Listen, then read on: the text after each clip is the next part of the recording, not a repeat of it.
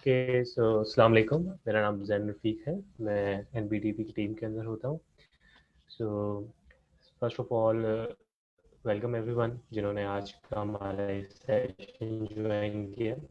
आज का सेशन है it's on business formation and compliance. आज हमारे जो ट्रेनर हैं वो फारूक रशीद सर होंगे हमारे साथ। बिफोर स्टार्टिंग द ट्रेनिंग मैं एक आपको छोटा सा इंट्रो देना चाहता हूँ स्मेडा के बारे में, और एक हमारी नई सर्विसेज लॉन्च हुई है स्मेडा वन विंडो 100 के नाम से, उसके बारे में, जो कि आज के टॉपिक से बहुत ज़्यादा रेलिवेंट है। As you all know, SMEDA is basically small medium enterprise development authority. Pakistan के अंदर छोटे और दरमियाने दर्जे के जितने भी कारोबार होते हैं उनकी सपोर्ट के लिए इदारा बनाया गया। हम लोग 1998 से ऑनवर्ड्स काम कर रहे हैं and it comes under the ministry of industry and commerce. और हमारे रीजनल ऑफिस हैं जो कि कराची, लाहौर, इस्लामाबाद में। इसके अलावा वन पर्सन ऑफिस भी हैं इंटीरियर के अंदर, जो कि अपने अपने कैपेसिटी के अंदर स्मॉल बिजनेसेस के साथ काम कर रहे हैं रेगुलर बेसिस के ऊपर। Moving towards our so small SMEDA one window services, उसके बारे में थोड़ी सी बात कर लेते हैं। Okay, so here it is SMEDA one window services. So as you all know कि स्मेडा जो है वो स्मॉल और मीडियम बिजनेसेस की डेवलपमेंट के लिए काफ़ी ज़्यादा काम कर रहा होता है, और इसी सिलसिले में हमने एक नई सर्विस लॉन्च की, क्योंकि एक सबसे बड़ा चैलेंज जो ये बिजनेसेस फेस कर रहे होते हैं वो बिज़नेस रजिस्ट्रेशन का होता है। काफ़ी सारे लोगों को मालूमात नहीं होती, काफ़ी सारे लोग डर रहे होते हैं क्योंकि नॉलेज रेडीली अवेलेबल नहीं है, प्रोसेस लोग कहते हैं कुछ कॉम्प्लिकेटेड है। तो स्मेडा ने इसको एड्रेस करने के लिए ये सर्विसेज लॉन्च की है। So what is SMEDA one window services? SMEDA one window services so is basically services that provide you hassle free business registration services। ठीक है, आपको डिफरेंट तरह की बिजनेस रजिस्ट्रेशन सर्विसेज हम यहाँ प्रोवाइड कर रहे होते हैं, और इसके साथ साथ आपको 25,000 रुपीज़ की ग्रांट बेस्ड सर्विसेज के थ्रू मिल रही होती है, जो कि रीइंबर्समेंट बेसिस के ऊपर होती है। अब थोड़ा सा इसकी डिटेल के बारे में बात कर रहे होते हैं कि हम किस तरह की सर्विस प्रोवाइड करते हैं। देखिए, स्मेडा वन विंडो बेसिकली उन कारोबार के लोगों के लिए जो ऑलरेडी बिजनेस कर रहे हैं या अपना कोई नया बिजनेस स्टार्ट करना चाहते हैं। तो अगर कोई एग्जिस्टिंग बिजनेस है जो कि रजिस्टर्ड नहीं है, या आप नया बिजनेस है स्टार्ट कर रहे हैं और आप उसको रजिस्टर्ड करवाना चाहते हैं, तो आप इस सर्विसेज के लिए एलिजिबल हैं। ठीक है, अब हमारी इसके अंदर दो तरह की सर्विसेज हैं। सबसे पहले हम बात कर लेते हैं जो हमारी कोर सर्विसेज हैं, जो हम प्रोवाइड कर रहे हैं न्यू बिजनेसेस को और एग्जिस्टिंग बिजनेसेस को। ओके, सो कोर सर्विसेज हमारी जो हैं वो है बिजनेस रजिस्ट्रेशन सर्विसेज। इसमें हम ये चार तरह की रजिस्ट्रेशन सर्विसेज प्रोवाइड कर रहे हैं डिफरेंट तरह के बिजनेसेस को, जिसमें हमारे पास सोल प्रोप्राइटरशिप आ गया, partnership registration with registrar of partnership, partnership registration हो गई, लिमिटेड लाइबिलिटी रजिस्ट्रेशन हो गई, और प्राइवेट लिमिटेड कंपनी रजिस्ट्रेशन हो गई। ठीक है, अच्छा, अब ये कोर सर्विसेज कौन सी सर्विसेज हैं? देखें, कोर सर्विसेज के साथ साथ हमारी एक और अलाइड सर्विसेज भी होती हैं जो कि हम प्रोवाइड कर रहे होते हैं। बेसिकली कोर सर्विसेज आर दो services which are really important for you, और अगर आप कोर सर्विसेज हमारी रेंडर करते हैं तो उसकी बेसिस के ऊपर हम आपको अलाइड सर्विसेज ऑफर कर रहे होते हैं। ठीक है, सो कोर सर्विसेज ये हैं। इससे रिलेटेड अगर आपको कोई भी क्वेश्चन है आप चैट में भी पूछ सकते हैं, और मैं इन दी एंड अपनी कॉन्टैक्ट इन्फॉर्मेशन आप लोगों से शेयर करूँगा, तो आप वहाँ से भी बात कर सकते हैं हमसे। ठीक है, तो ये कोर सर्विसेज है। अगर आप इनमें से कोई भी एक सर्विस लेना चाहते हैं अपने बिजनेसेस के लिए, तो आप क्वालिफाई करते हैं कि आप ये सर्विस ले सकें।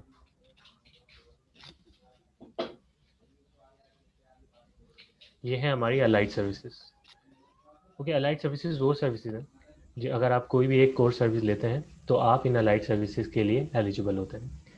तो अलाइड सर्विसेज बेसिकली इनका प्री रिक्विजिट जो है वो कोर सर्विसेज है। अलाइड सर्विसेज कौन कौन सी हैं? Tax registration, NTN registration, sale tax registration, SRB और एफबीआर के साथ आपकी रजिस्ट्रेशन सर्विस है, वो आपको स्मेडा प्रोवाइड कर रहा होता है, उसमें असिस्टेंस प्रोवाइड कर रहा होगा। कॉर्पोरेट ब्रांडिंग एक बहुत इंपॉर्टेंट एस्पेक्ट होता है किसी भी बिजनेस का, उसके अंदर लोगो डिज़ाइनिंग है, बिजनेस कार्ड डिज़ाइनिंग है, उनकी प्रिंटिंग है। ये सर्विसेज आप यहाँ ले सकते हैं इस 100 के अंडर।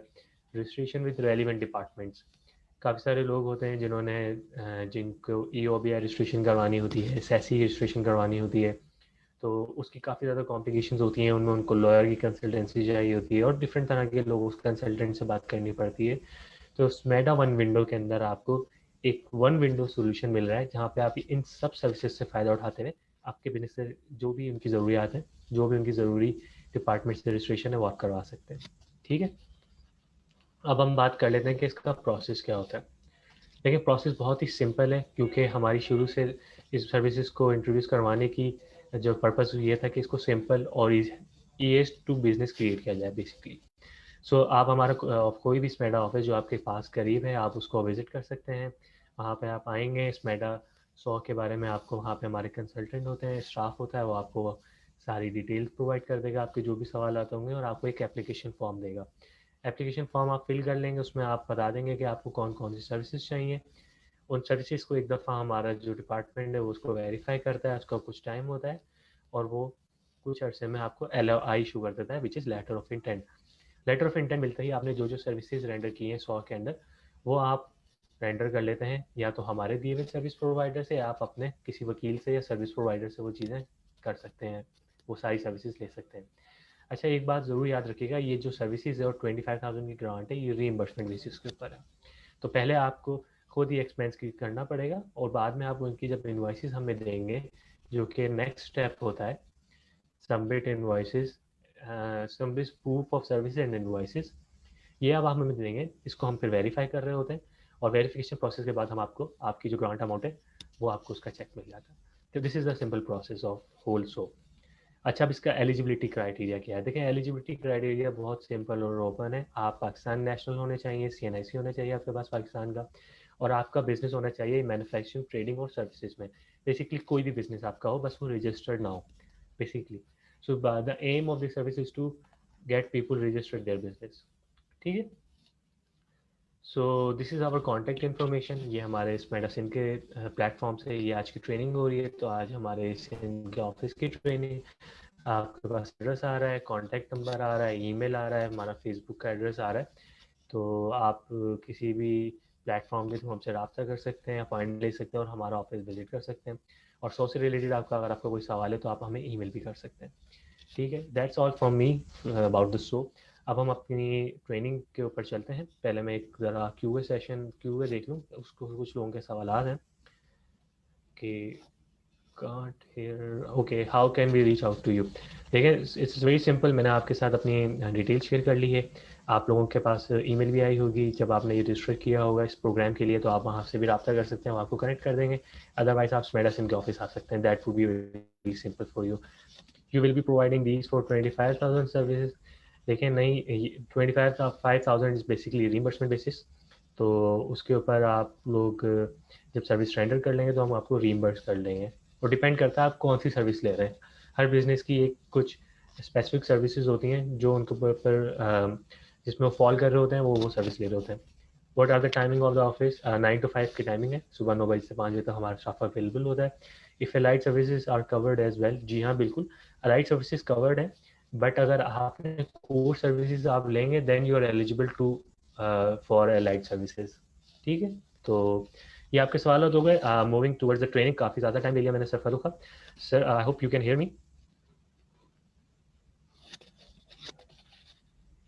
जी बिल्कुल sir, I can hear you. Okay, sir, you can now start your training, and thanks for joining us. And over to you, sir. Thank you. Thank you so much, Zain. Very kind of you, and very I'm grateful for this very kind introduction. Assalamu alaikum, everyone. मेरा नाम फ़ारूक रशीद है. I am a chartered accountant and I am partner with RA&Co chartered accountants. आज हम जिस topic पे basically discuss कर रहे हैं, so this is business formation and compliance. अब बिजनेसेस के हवाले से ना, because this is the platform of SMEDA and it is primarily focus towards small and medium sized enterprises. तो जब हम बिजनेस की बात करते हैं तो इसको फॉर्म करने के लिए, इसको रन करने के लिए, इस्टेब्लिश करने के लिए कई हमारे पास डिफरेंट मोड्स अवेलेबल हैं. सो हम इस बिज़नेस को सोल प्रोप्राइटरशिप बेसिस पे भी चला सकते हैं, हम इसको पार्टनरशिप मॉडल पे भी ले जा सकते हैं, और हम इसको एक इनकॉर्पोरेटेड लिमिटेड लाइबिलिटी एंटिटी भी बना सकते हैं. तो आज हम प्रिंसिपली जो हमारा पूरा डिस्कशन रिवॉल्व करेगा जिस चीज़ के अराउंड, वो यही है कि हमारे पास क्या different modes of registration available हैं, और उन डिफरेंट मोड्स के हमारे पास क्या फ़वाइद, क्या नुकसानात हैं. एंड प्राइमरी लेट्स से हम फॉर एग्जांपल एक लिमिटेड लाइबिलिटी कंपनी की तरफ जाते हैं, क्योंकि गवर्नमेंट ऑफ पाकिस्तान भी और ओवरऑल इवन टैक्स अथॉरिटीज़ भी, ये तमाम लोग जो हैं वो कोशिश करते हैं कि आप एक लिमिटेड लाइबिलिटी स्ट्रक्चर के अंदर काम करें. उससे ये होता है कि डॉक्यूमेंटेशन बढ़ती है, मुल्क में कॉर्पोरेटाइजेशन बढ़ता है, और एक स्पेशली अगर SMEs इस तरफ आते हैं ना, तो एक हमारा जो एक मिडिल क्लास तबका है जो कि बिजनेस ओरिएंटेड है, वो जब एक डॉक्यूमेंटेड इकोनॉमी की तरफ आता है तो गवर्नमेंट का टैक्स रेवेन्यू, डॉक्यूमेंटेशन, ये तमाम इकोनॉमिक इंडिकेटर्स ज़्यादा इम्प्रूव होते हैं। तो इस वजह से सबका फोकस होता है कि किसी तरीके से इसे ज़्यादा हम कॉर्पोरेट स्ट्रक्चर की तरफ ले आए।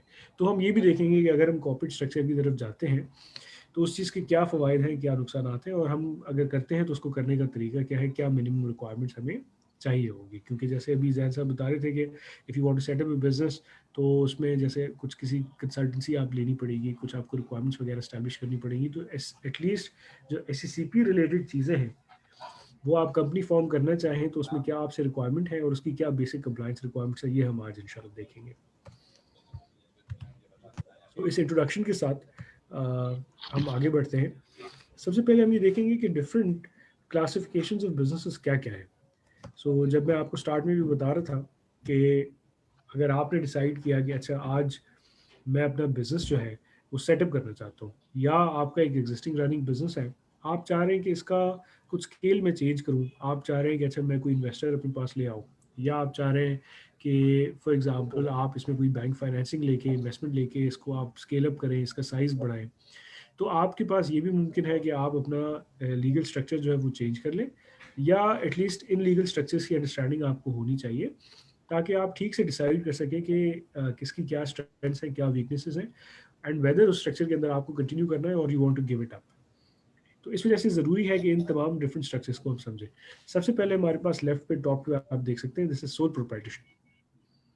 सोल प्रोप्राइटरशिप ये हमारे पास आ रही है, सोल प्रोप्राइटरशिप। अच्छा, sole proprietorship as the name suggest, ये सोल एक इंडिविजुअल जो है वो काम कर रहा होता है, so the owner is just one person. और जब हम प्रोप्राइटरशिप की बात करते हैं ना, तो इसका मतलब ये है कि इस बिज़नेस को कहीं आपको स्पेशली रजिस्टर कराने की ज़रूरत नहीं है। सबसे इसका बड़ा फ़ायदा ये है, लोग अक्सर हमसे पूछते हैं कि भाई मैं अपना बिज़नेस स्टार्ट करना चाह रहा हूँ, मुझे बताएं मैं कहाँ पे रजिस्टर करूँ। तो अगर तो आप सोल प्रोप्राइटरशिप मॉडल पे आप चलना चाह रहे हैं, और शुरुआत में तो अगर फॉर एग्जांपल कोई बहुत ज़्यादा इक्विटी या कैपिटल के साथ शुरू नहीं कर रहा, और अभी आपका जो बिजनेस मॉडल है वो भी टेस्टेड नहीं है, फॉर एग्जांपल प्रोडक्ट है, आपको पता नहीं मैं बेचने जाऊंगा कितना उसमें मार्जिन होगा, कितना वो सक्सेसफुल होगा, हो सकता है इतना ना सक्सेसफुल हो। अभी आप डिफरेंट मॉडल्स को ट्राई कर रहे हैं, डिफरेंट प्रोडक्ट्स को ट्राई कर रहे हैं, या अपनी सर्विसेज को टेस्ट कराने की कोशिश कर रहे हैं, तो सबसे आसान ईजी तरीका जो है वो सोल प्रोप्राइटरशिप या जनरल पार्टनरशिप है। सोल प्रोप्राइटरशिप में आपको अपने बिजनेस को कहीं रजिस्टर कराने की ज़रूरत नहीं है। आप क्या करेंगे, ज़्यादा से ज़्यादा अगर आप चाहते हैं, ये भी अगर आप चाहते हैं, this is also not a mandatory requirement, ये भी अगर आप चाहते हैं कि फॉर एग्जांपल मैंने कहा कि मेरा जो बिज़नेस का नाम है, मैं चाहता हूँ कि ये हो सिग्मा एंटरप्राइजेस, सिग्मा कंसल्टेंट्स, तो मैं चाह रहा हूँ कि लोग जब मेरे अकाउंट में मुझे पेमेंट करें तो मेरा जो बैंक अकाउंट है वो मेरा बिजनेस के नाम से होना चाहिए। अगर तो आप ऐसा चाहते हैं तो फिर ये बैंक आपको ये कहेगा कि अच्छा आप एक काम करें सर, आप अपना जो बिजनेस एंटिटी है ना वो आप ऐड करा के ले आए FBR में। तो सिर्फ एक जो स्टेप आपने करना होगा ना, वो सिर्फ आपने ये करना है कि आपने FBR में अपना बिजनेस एंटिटी रजिस्टर कराना है। लेट्स से हम सिग्मा कंसल्टेंट्स की बात कर रहे हैं, तो सिग्मा कंसल्टेंट्स के नाम से आपने एक अपना बिजनेस एंटिटी बना दिया। आपने उसमें बता दिया कि ये मेरा ऑफिस का एड्रेस है, और ये मैं इसमें जो है वो फॉर एग्जांपल किस चीज़ की कंसल्टिंग दूंगा, मैं आया कि लेट्स से आर्किटेक्चरल कंसल्टिंग दूंगा, मैं इलेक्ट्रिसिटी की कंसल्टिंग दूंगा, इस किस्म की different for example interior design की दूंगा, इस किस्म की फॉर एग्जांपल आपने अपनी बिजनेस एक्टिविटी बता दी। So sole proprietorship say excuse me, सिर्फ यही एक रिक्वायरमेंट है बस, इसके अलावा और कोई रिक्वायरमेंट नहीं है। तो सबसे आसान शुरू करना, बंद करना सोल प्रोप्राइटरशिप है। अलबत्ता इस चीज़ के कुछ नुकसान हैं, वो क्या है ये हम जैसे जैसे हमारी डिस्कशन प्रोग्रेस करेगी तो हम इस पे फर्दर और इंशाल्लाह डिस्कस करेंगे। यहाँ तक तो हमने देख लिया अच्छा सोल प्रोप्राइटरशिप। अच्छा, अब हम आते हैं जनरल पार्टनरशिप की तरफ। अच्छा, जनरल पार्टनरशिप क्या है, और यहाँ पे राइट पे आप देख सकते हैं एक मेरे पास है लिमिटेड लाइबिलिटी पार्टनरशिप। तो जनरल पार्टनरशिप क्या है, लिमिटेड लाइबिलिटी पार्टनरशिप क्या है, और दोनों में एग्जैक्टली डिफरेंस क्या है, आइए ज़रा समझते हैं। सो अब दोनों है तो पार्टनरशिप्स, अब दोनों के जो शुरुआती अल्फाज हैं उनमें थोड़ा सा डिफरेंस है। One is general partnership and other is limited liability partnership. अब इसके लिए पहले हम ये समझ लें एक्सक्यूज मी, कि ये लिमिटेड लाइबिलिटी पार्टनरशिप जो है क्या, और ये लिमिटेड लाइबिलिटी एग्जैक्टली हम किस चीज़ को कह रहे हैं। सो बेसिकली ये जो लिमिटेड लाइबिलिटी का कॉन्सेप्ट है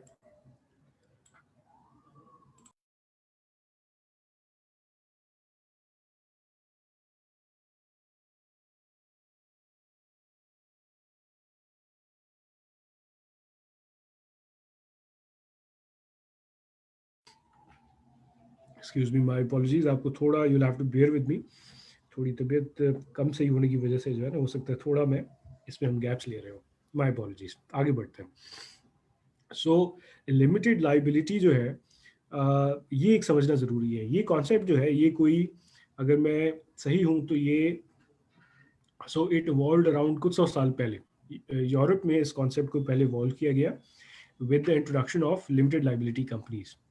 इसका कॉन्सेप्ट ये है कि फॉर एग्जांपल दो इंडिविजुअल्स हैं हमारे पास, एक हमारे पास लेट्स से सिग्मा है, और एक हमारे पास फॉर एग्जांपल एंथनी है, जो भी है। अब ये दो लोग कहते हैं कि अच्छा हम आते हैं, हम अपना बिजनेस करना शुरू करते हैं, या ये सोल प्रोप्राइटर भी हो सकते हैं। ये कहते हैं कि भाई हम अपना बिजनेस हम करना शुरू करेंगे, लेकिन अब प्रॉब्लम ये है कि इनकी पर्सनल वेल्थ है काफ़ी ज़्यादा। स्पेशली हम कहते हैं भाई एंथनी जो है, इनके नाम पे गाड़ियाँ भी हैं, पर्सनल प्रॉपर्टी भी है, इनका रियल स्टेट भी है, बड़े इनके जो है वो खेत भी हैं, एग्रीकल्चरल इनकम भी है, प्रॉपर्टीज़ भी हैं इनकी। अब ये कहते हैं कि मैं एक नया वेंचर तो शुरू कर रहा हूँ। अब मैं ये हो सकता है अकेले भी करूँ या मैं इन साहब को मिला के भी करूँ। अब मैं ये एक नया वेंचर शुरू कर रहा हूँ, लेकिन ये वेंचर रिस्की है। मुझे ये नहीं पता कि ये सक्सेसफुल होगा, ये फेल हो जाएगा। पता चला इसमें इतनी लाइबिलिटीज़ हमारी, क्योंकि लाइबिलिटीज़ आपकी कब आती हैं, जब आपके लॉसेस आते हैं तो लाइबिलिटीज़ बढ़ना शुरू हो जाती हैं। फॉर एग्जांपल पहले साल में आपका लेट से 10 लाख का लॉस है, सो दैट मीन्स आपने 5 लाख रुपए का कैपिटल लगाया था, 10 लाख का लॉस हो गया, सो दैट मीन्स कि अब 5 लाख की आपके ऊपर लाइबिलिटी आ गई। अगले साल आ जाए, फिर आपका 20 लाख का लॉस हो गया, सो पिछले साल के 5 लाख की लाइबिलिटी, इस साल फिर आपका लॉस हो गया तो 25 लाख की आपके ऊपर जो है लाइबिलिटी चढ़ जाएगी। जैसे जैसे लॉसेस आपके बढ़ते जाएंगे, तैसे तैसे आपके ऊपर जो लाइबिलिटीज़ है ये बढ़ती जाएंगी। तो अब ये इनका, एंथनी का ये ख्याल था कि ये, क्योंकि मेरा नया बिजनेस वेंचर जो है वो रिस्की है, तो अब पता चला कि ये दूसरे एसेट्स जो हैं वो भी मेरे डिस्ट्रॉय हो जाए। जो मेरे क्रेडिटर्स हैं, जो मेरी बैंक है फॉर एग्जांपल, अगर मैं उन्हें लाइबिलिटीज़ ओन करता हूँ, तो वो आ जाए, वो कहें एंथनी साहब आप अपनी ये ज़मीनें बेच दें, आप अपना घर बेच दें, गाड़ी बेच दें, आप, हमें नहीं पता, हमारे जो लोन है वो आप उतार दें। तो ये क्या है कि अनलिमिटेड लाइबिलिटी है। इसका मतलब ये है कि जो इंडिविजुअल हमारे पास ओनर्स हैं, इनके जो पर्सनल एसेट्स हैं वो अपने बिजनेस लॉसेस से सेफ नहीं है। जैसे होता है ना, पाकिस्तान में क्योंकि कॉर्पोरेट कल्चर इतना ज़्यादा नहीं है, तो पाकिस्तान में तो हम बहुत ज़्यादा एक्सपोज्ड होते हैं। किसी की कोई दुकान है, कोई कोई फॉर एग्जांपल होलसेल का काम है, मैन्युफैक्चरिंग का काम है, और उनका कोई पर्सनल घर है, अगर वो पार्टनरशिप, जनरल पार्टनरशिप में काम कर रहे हो या वो सोल प्रोप्राइटरशिप में काम कर रहे हो, दोनों केसेस के अंदर अगर उनके बिजनेस में कोई लॉसेस हो जाते हैं, तो उनके जो कहते हैं ना कि भाई हमारे जो क्रेडिटर्स हैं, the people that we owe money to, वो तो आपके घर पे पहुंच जाएंगे कि भाई अच्छा हम आपके घर का ये सामान ले जाएंगे, गाड़ी ले जाएंगे। तो दिस इज़ वेरी कॉमन, ये ऐसा होता भी है। सो जहाँ पे आपकी लाइबिलिटी लिमिटेड हो, अब लिमिटेड लाइबिलिटी कहाँ पे होती है, लिमिटेड लाइबिलिटी पार्टनरशिप में होगी। और ये जो हमारे पास कंपनी का पूरा स्ट्रक्चर है, क्योंकि जो कंपनी है हम कहते ही टेक्निकल ज़ुबान में उसे हैं, जो कि एक लिमिटेड लाइबिलिटी कंपनी होती है, जो कि SECP, securities and exchange commission of Pakistan के साथ जाके रजिस्टर की जाती है।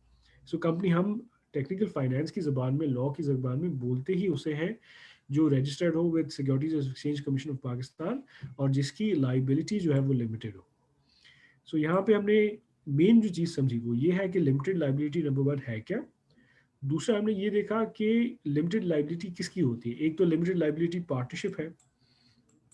अच्छा, ये भी आप देखेंगे, this is also specifically registered with SECP, securities and exchange commission of Pakistan के पास ये रजिस्टर्ड होती है। अगर नहीं रजिस्टर होगी तो उसकी जो लाइबिलिटी होगी वो लिमिटेड नहीं होगी, वो फिर जनरल पार्टनरशिप कहलाएगी। और दूसरी फिर हमारे पास होती है लिमिटेड लाइबिलिटी कंपनीज। ये सारी कंपनीज भी securities exchange commission of Pakistan के पास रजिस्टर होती हैं, और इनकी भी जो लाइबिलिटी होती है वो लिमिटेड होती है। तो यहाँ पे मेन हमारा जो की टेक अवे है वो ये है कि लिमिटेड लाइबिलिटी एग्जैक्टली है क्या, और कौन से हमारे पास ऐसे इदारे अवेलेबल हैं। जैसे आज आप कहते हैं कि मैं नया बिजनेस शुरू करूंगा, तो ये आपके पास एक बुफे अवेलेबल है पूरा, कि आप इसमें शुरू करना चाहें, आप एज ए जनरल पार्टनरशिप शुरू करना चाहें, आप as a limited liability company शुरू करना चाहें, ये पूरा का पूरा बुफे आपके पास अवेलेबल है। Now you have to decide based on your risk appetite and based on a number of different factors, जो कि अभी हम आगे हम एक बड़े डिटेल कंपैरिजन करेंगे इन तमाम कंपनीज का, इन तमाम फॉर्म्स ऑफ बिजनेसेस का, जिसमें हम देखेंगे कि इसमें से किस बिजनेस की क्या स्ट्रेंथ है, क्या वीकनेस है। इसके बाद फिर आपके ऊपर मैं छोड़ूंगा, आप डिसाइड करें।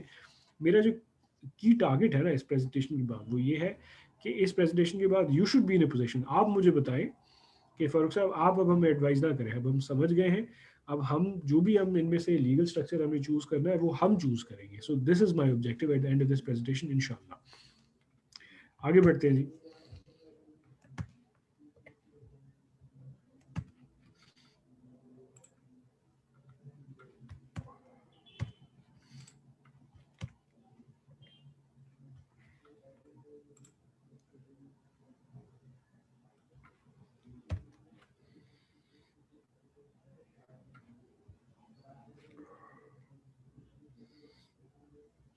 अच्छा, so I hope everyone can see this revised slide.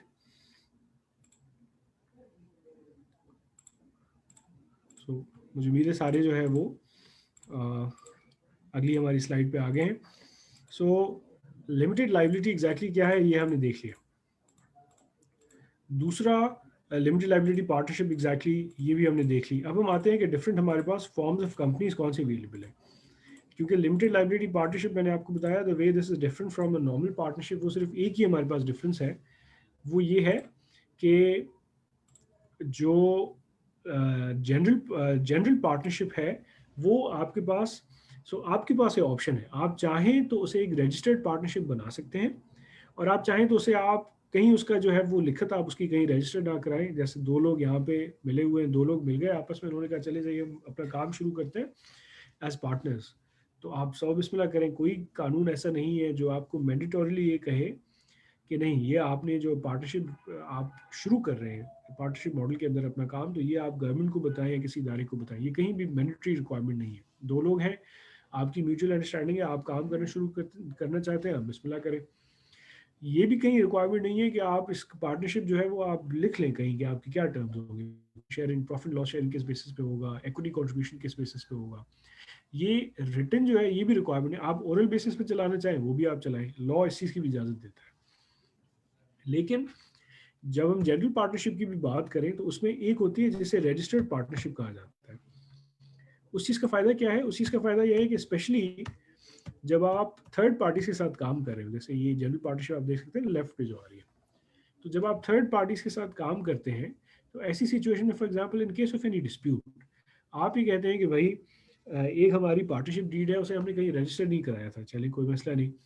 अब एक उसकी कॉपी आपके पास है, एक कॉपी जो है आपके पार्टनर के पास है. कोई डिस्प्यूट आ जाता है, कोई लाइबिलिटीज आ गई हैं, कोई बड़े अच्छे एसेट्स आपके बन गए हैं, प्रॉफिट आ गया है, अब आप कह रहे हैं कि चले हम वाइंडिंग अप करते हैं, इस पार्टनरशिप की क्लोज करते हैं. अब आपकी जो पार्टनरशिप डीड है उसके अंदर लिखा हुआ है कि भाई आपका 50-50% शेयर है, आपके पार्टनर के पास जो पार्टनरशिप डीड है उसके अंदर लिखा हुआ है कि नहीं उनका 70% शेयर होगा, आपका 30% होगा. अब ये कौन जाके कोर्ट में प्रूव करेगा कि उनकी पार्टनरशिप डीड सही है आपकी सही है? किया ही नहीं जा सकता, दोनों के पास लिखत में एविडेंस अवेलेबल है. तो ऐसी सिचुएशन में एक आपके पास ऑप्शन अवेलेबल है कि इस जनरल पार्टनरशिप को आप रजिस्टर करा लें रजिस्ट्रार ऑफ फर्म्स के पास. रजिस्ट्रार ऑफ फर्म्स क्या है, ये एक जो हमारी सूबाई प्रोविंशियल गवर्नमेंट है, सूबाई हुकूमत, उसका एक ये इदारा है. इसमें जाके आप जो भी आपने पार्टनरशिप वगैरह आपने की है आप ये वहाँ जाके रजिस्टर करा देते हैं, आपको एक पार्टनरशिप का नंबर मिल जाता है. उससे क्या होता है उनके पास भी एक कॉपी चली जाएगी इन केस ऑफ एनी डिस्प्यूट. वहाँ से वो कॉपी फिर एक जो है वो स्टैब्लिश की जा सकती है कि नहीं देखिए ये हमारी ओरिजिनल पार्टनरशिप थी. अब कल आप कोर्ट में जाएं, हाई कोर्ट में जाएं, या आप जो है वो डिस्प्यूट रेजोल्यूशन अल्टरनेटिव की आर्बिट्रेटर आप जो है वो अरेंज करें, तो दोनों सूरत हाल में आपके पास एक इंडिपेंडेंट एविडेंस अवेलेबल होगा कि नहीं देखें ये हमारी पार्टनरशिप डीड थी. तो ये होती है रजिस्टर्ड पार्टनरशिप. और क्योंकि लिमिटेड लाइबिलिटी पार्टनरशिप तो रजिस्टर होती ही जाके एससीसीपी में है, तो वहाँ पे तो ऐसा कोई कॉन्फ्लिक्ट राइज ही नहीं हो सकता, क्योंकि एससीसीपी में इस चीज़ का एक इंडिपेंडेंट रिकॉर्ड अवेलेबल होता है. तो यहाँ तक हमने देख लिया कि अच्छा ये लिमिटेड लाइबिलिटी पार्टनरशिप है, ये हमारे पास तमाम सारा इसका कॉन्सेप्ट है. अब हम आ जाते हैं लिमिटेड लाइबिलिटी कंपनीज के ऊपर. तो पीछे स्लाइड में आपने देखा था कि वहाँ पे मैंने कुछ डिफरेंट कंपनीज का जिक्र आपसे किया था कि ये कंपनीज होती हैं. कौन सी कंपनीज होती हैं? सबसे पहले होती है सिंगल मेंबर कंपनी. इसका नाम जो है वो भी सेल्फ एक्सप्लेनेटरी है. सो अब हम गोइंग फॉरवर्ड जो है, अब हम आई होप अब हम सारे सेम पेज पे हैं कि कि मैं अब जब भी कंपनी का लफ्ज़ इस्तेमाल करूँगा, कंपनी से हमेशा मेरी मुराद ऐसा बिजनेस होगा जो कि लिमिटेड लाइबिलिटी कंपनी है, यानी प्राइवेट या पब्लिक कंपनी है जो कि रजिस्टर्ड है with securities and exchange commission of Pakistan, जिसके अगेंस्ट शेयर्स होते हैं, शेयर कैपिटल इशू किया जाता है। तो अब हम जब भी हम कंपनी का लफ्ज़ इस्तेमाल करेंगे तो कंपनी से हमारा ये मकसद होगा बेसिकली कि कंपनी ये है। तो जब हम सिंगल मेंबर की कंपनी, अच्छा मेंबर किसे बोला जाता है? मेंबर जो है उस कंपनी के शेयर होल्डर को बोला जाता है। तो जब हम सिंगल मेंबर मेंबर कंपनी बोलते हैं तो ये ऐसी कंपनी है जिसके अंदर सिर्फ एक ही शेयर होल्डर है। ये सबसे अच्छा किसके लिए है? ये उसके लिए है जो ये कहता है कि भाई मुझे कोई पार्टनर नहीं चाहिए, मैं अपने बिजनेस में अकेला काफ़ी हूँ, अच्छा हूँ, मेरे बिजनेस के अंदर इतनी कैपेसिटी है कि मैं इसमें एम्प्लॉयज़ रख सकता हूँ, मुझे अपने बिजनेस को साथ चलाने के लिए पार्टनर की ज़रूरत नहीं है। तो ये सिंगल मेंबर कंपनी सबसे अच्छे लिए उनके लिए होती है। अब इसके भी कुछ नुकसानात होते हैं, वो क्या है वो अभी हम गोइंग फॉरवर्ड जरा इनकी जब हम स्ट्रेंथ्स एंड वीकनेसेस डिस्कस करेंगे तो हम ये भी डिस्कस कर लेंगे इंशाल्लाह। अच्छा, दूसरी क्या है? दूसरी है प्राइवेट लिमिटेड कंपनी। अब जहाँ पे आप ये कहते हैं कि भाई नहीं, मुझे, मैं अकेला तो कंपनी चला ही नहीं सकता, मैं अकेला इस ये बिजनेस के अंदर टेक्निकलिटीज इतनी ज़्यादा है, इसकी मार्केटिंग इतनी कॉम्प्लेक्स है, इसकी प्रोडक्शन साइज डिफरेंट है, इसकी सेल साइड डिफरेंट है। अच्छा, फिर इसके अंदर एचआर हमारा बहुत ज़्यादा यूज़ होता है, उसको फिर हम किस तरीके से मैनेज करें, मशीनरी बहुत कॉम्प्लेक्स है। तो आप कहते हैं इसमें हमें कम से कम 2 या 2 से ज़ायद पार्टनर्स चाहिए। आप पार्टनर्स की तरफ आप जाना चाहते हैं, लेकिन आप चाहते हैं कि भाई जो ओपन पार्टनरशिप है, जनरल पार्टनरशिप है या इवन लिमिटेड लाइबिलिटी पार्टनरशिप है, उसमें मैं नहीं जाना चाहता। उसके अंदर बड़ी अनस्ट्रक्चर्ड सा वो स्ट्रक्चर होता है, उसमें उसमें फिर स्पेशली हम जनरल पार्टनरशिप की बात करें, लाइबिलिटी भी लिमिटेड होती है। अच्छा, उनके ऊपर फिर कंप्लायंस रिक्वायरमेंट्स भी कम होती है। तो अगर आप कल इन्वेस्टर लेना चाहें, आप कहें कि भाई हमारा काम तो अच्छा चल रहा है, business model is good, margin वगैरह अच्छे हैं, अगर हमें कोई 10 करोड़ दे दे तो ये हम काम को रातों रात जो है ना 10 गुना बढ़ा देंगे। ऐसा होता है, अक्सर लोग कहते हैं। तो ऐसी इन्वेस्टमेंट के लिए आपको एक private limited company would be the best form of structure जो आप बनाएं। उसकी वजह ये है कि इसमें कंप्लायंस रिक्वायरमेंट्स बहुत ज़्यादा होती है। क्या क्या होती है वो भी हम ज़रा अपनी प्रेजेंटेशन में आखिर में देखेंगे इंशाल्लाह। लेकिन कंप्लायंस रिक्वायरमेंट्स, क्योंकि देखें अगर किसी को आप टफ टाइम देना, उसको बोले कि यार ये भी सारी चीज़ें आप मेंटेन करें, रिकॉर्ड्स भी मेंटेन करें, अच्छा एक कंपनी सेक्रेटरी भी रखें, सीएफओ भी रखें, कोई चार्टर्ड अकाउंटेंट रखें, क्वालिफाइड कोई आईसी में रखें, अच्छा फिर आप सालाना बेसिस पे अपना ऑडिट भी कराएं, फिर उसकी रिपोर्टिंग भी एससीसीपी को करें, फिर एससीसीपी भी आपके अकाउंट्स को रिव्यू करे, क्या हो रहा है, स्क्रूटनी बढ़ रही है आपकी। अच्छा, फिर आपके रिकॉर्ड जो है वो टैक्स के पास भी जाएंगे, टैक्स वालों को कोई खर्चा होगा, टैक्स वाले उसका अलग ऑडिट करेंगे। तो डिफरेंट डिफरेंट इदारे आपके ऊपर नज़र रखे हुए होते हैं। इससे स्क्रूटनी बढ़ती है तो आप ऑटोमेटिकली जो है आप कोशिश करते हैं कि आपके मामला सही हो, एटलीस्ट ट्रांसपेरेंट हो, आपका जो भी नफ़ा नुकसान है सामने आपके ऑडिटेड अकाउंट्स में आ जाना चाहिए। अच्छा, फिर कंपनी है तो इसके सारे जो भी फंड्स मूव होंगे वो कंपनी के बैंक अकाउंट्स के थ्रू ही मूव होंगे, तो सारी चीज़ें जो है वो ट्रांसपेरेंट होकर नजर आ रही होती है। तो प्राइवेट लिमिटेड कंपनी का ये बहुत बड़ा फायदा होता है। और फिर obviously this is a limited liability company जो कि एससीसीपी के साथ रजिस्टर्ड है, तो इसकी अपनी लाइबिलिटी कंप्लीटली लिमिटेड होती है। तो ये इसका बहुत बड़ा फायदा है। तो प्राइवेट लिमिटेड कंपनी की तरफ वो जाएगा जिसे स्ट्रक्चर चाहिए, कंप्लाइंस चाहिए, जो कि फाइनेंस और या इन्वेस्टमेंट रेज करना चाहता हो इवेंचुअली डाउन द लाइन, और जो एक से ज़ायद लोग जो है वो मिलकर काम करना चाहते हैं। और सबसे इंपॉर्टेंट बात, उसको लिमिटेड लाइबिलिटी चाहिए उन लोगों को। सबसे अच्छा उनके लिए स्ट्रक्चर प्राइवेट लिमिटेड कंपनी है। अलबत्ता इसकी कुछ टैक्स की कुछ वनरस रिक्वायरमेंट्स हैं बड़ी हैवी सी, वो क्या होंगी वो भी हम ज़रा देखते हैं, क्योंकि टैक्स आपने नहीं भूलना है, बिजनेस में tax is very important consideration. तो जो रेलिवेंट टैक्स कंप्लाइंसेस हैं कंपनीज के ऊपर, ये आपने स्पेसिफिकली ज़रा कंसीडर करनी है, तो वो हम देखेंगे क्या है। पब्लिक कंपनी क्या होता है जी? पब्लिक कंपनी, प्राइवेट कंपनी आपने बना ली, माशाल्लाह बिजनेस बड़ा ज़बरदस्त चल रहा है। अब आप ये कहते हैं कि भाई हमें एक हमारी फैक्ट्री है, हमें 3 और फैक्ट्रीज लगानी है, या जो भी जिस भी नेचर का आप काम करते हैं। हम अभी तक हम सिर्फ यूरोप में एक्सपोर्ट करते थे, अभी हमने यूएस में भी एक्सपोर्ट करना है, उसके लिए हमने डिलीवरी चैनल्स बनाने हैं, हमने कोई शिप अपना ख़रीदना है, जो भी आपने करना है, सो एक्सपेंशन। तो अब आपके पास क्या रूट अवेलेबल होगा? एंड आप अगर हमारे पास अभी ऑडियंस में ऐसे इस बैकग्राउंड के लोग हैं जो या तो जिन्होंने नया अपना बिजनेस सेटअप किया है, या जिनको अपने बिजनेस सेटअप किए कुछ साल हो गए हैं, या जो अभी सोच रहे हैं कि अच्छा ये अभी अपने करना है, तो ऐसी सिचुएशन में आप मेरी इस बात को लाइटली मत लीजिएगा, बिकॉज दिस इज मीडिया के प्लेटफॉर्म से हम ये सेशन कर रहे हैं, तो मेरी उम्मीद है कि ये प्राइमरली यहाँ पे एसएमई के बैकग्राउंड के लोग यहाँ पे हैं हमारी ऑडियंस में। लेकिन आप बिल्कुल भी मेरी इस बात को लाइटली मत लीजिएगा कि अगर हमारी कोई प्राइवेट लिमिटेड कंपनी है या जनरल पार्टनरशिप है, तो कहाँ हम अभी लिस्टेड कंपनीज की बात कर रहे हैं जिनके शेयर्स ट्रेड किए जाते हैं स्टॉक एक्सचेंज में। ऐसा बिल्कुल भी आप मत सोचें, क्योंकि पहले क्या होता था कि पहले मेन एक्सचेंज होती थी, जैसे Karachi stock exchange, Pakistan stock exchange है, पहले कराची स्टॉक एक्सचेंज हुआ करता था। अब इसका एक इंडेक्स है 100 इंडेक्स, KC 100 इंडेक्स इसको बोला जाता है। ये पाकिस्तान की सबसे बड़ी, अपने सेक्टर की 100 बड़ी कंपनियां हैं। अब ये तो एक एक इंडेक्स हो गया ना, और ये एक मेजर एक्सचेंज है हमारा, या स्विच इसे जिसे बोला जाता है, जहाँ पे इन कंपनीज को ट्रेड किया जा रहा है। अब पाकिस्तान स्टॉक एक्सचेंज ने एक मीडियम साइज कंपनीज के लिए दूसरा स्विच भी इंट्रोड्यूस किया है, जहाँ पे आप हम जैसे SME कैटेगरी के जो लोग हैं वो जाके अपनी कंपनी को लिस्ट करा सकते हैं। और उसमें कोई बड़ी ही कोई कॉम्प्रिहेंसिव रिक्वायरमेंट्स नहीं है, कंपेरेटिवली कम रिक्वायरमेंट्स हैं, और आप अपने आसानी से, निस्बतन आसानी से आप अपने बिजनेस को वहाँ जाके जो है वो लिस्ट करा सकते हैं। और इससे क्या हो जाएंगे, आपकी कंपनी के शेयर्स फिर पब्लिकली ट्रेड होना शुरू हो जाएंगे। ब्रोकर्स के पास लोग आएंगे कि अच्छा मुझे इन साहब के जो कंपनी के शेयर्स हैं वो मुझे चाहिए। तो समझ रहे हैं, so this is absolutely possible. तो इस वजह से पब्लिक कंपनी क्या होती है, पब्लिक कंपनी ये भी होती है कि पब्लिक कंपनी बेसिकली वो कंपनी है जो जिसके शेयर्स जो है वो स्टॉक एक्सचेंज के ऊपर लिस्ट हो जाए और वहाँ पे उनकी ट्रेडिंग हो जाए। और ये लोग अपनी कंपनी की क्यों लिस्टिंग कराते हैं, इस वजह से कराते हैं कि उनको कैपिटल रेज करना होता है। और इसकी जो कॉस्ट ऑफ कैपिटल, अगर मैं बोलूँ टेक्निकल टर्म्स ऑफ फाइनेंस की ज़बान में, वो कंपेरेटिवली कम होती है। इसका क्या मतलब है, जैसे अभी आपको 10 करोड़ रेज करने हैं, तो आप जाएंगे बैंक के पास जाएंगे फॉर एग्जांपल, बैंक आपको बोलेगा चले एक काम करें, हम आपको दे देते हैं 10 करोड़ रुपए इसके ऊपर, लेकिन सालाना आप हमें 15% जो है वो इंटरेस्ट पे करेंगे। 15% इज़ वेरी नॉर्मल इंटरेस्ट, इतना आसानी से जो है वो फाइनेंसिंग इतनी भी मिलती है, डिपेंडिंग ऑन कि क्या आपका रिस्क है, आपका जो बिजनेस है वो कितना रिस्की है फॉर द बैंक्स। अब 15, अब आप लेट से आप ये अभी तो मैं कंपाउंडिंग की बात ना ही करूँ, सिंपल भी अगर मैं बात करूँ, 10 करोड़ का आपने लोन लिया, पाँच पाँच साल के ऊपर आप उसे ले गए, सो 15% भी आप करा रहे हैं, तो यानी सालाना 1.5 करोड़ का आप जो है वो इंटरेस्ट इसके ऊपर पे करेंगे, यानी 5 साल के ऊपर आप इसके ऊपर जो है वो 8 करोड़ का इंटरेस्ट पे करेंगे। सो यूज फाइनेंस कॉस्ट जो को आपको देनी पड़ेगी, इंटरेस्ट रेट्स टू हाई। दूसरा आपके पास क्या तरीका है, आप चले गए भाई, आपने कहा कि हम अपने शेयर्स को लिस्ट करा लेते हैं।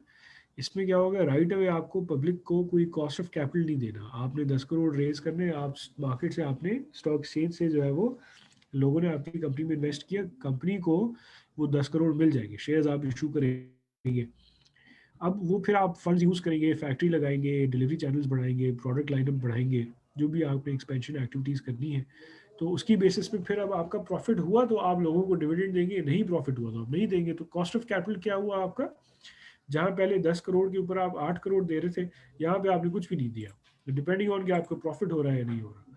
उधर तो आपको प्रॉफिट हुआ ना हुआ, जो भी हुआ, आपने इंटरेस्ट एक्सपेंस तो बेयर करना ही है। सो बहुत बड़ा डिफरेंस है दोनों चीज़ों के अंदर कि आप किस तरीके से अपने कैपिटल को रेज कर रहे हैं। सो ये पब्लिक कंपनी इस वजह से, लेकिन आप बिल्कुल भी इस चीज़ को हमेशा कंसिडरेशन में रखें। पता चला आप हमारी participants, we have about 40 participants at the moment, पता चला इनमें से ही 5 कंपनीज कल आप लिस्टिंग के लिए चले गए, बिल्कुल ऐसा पॉसिबल है।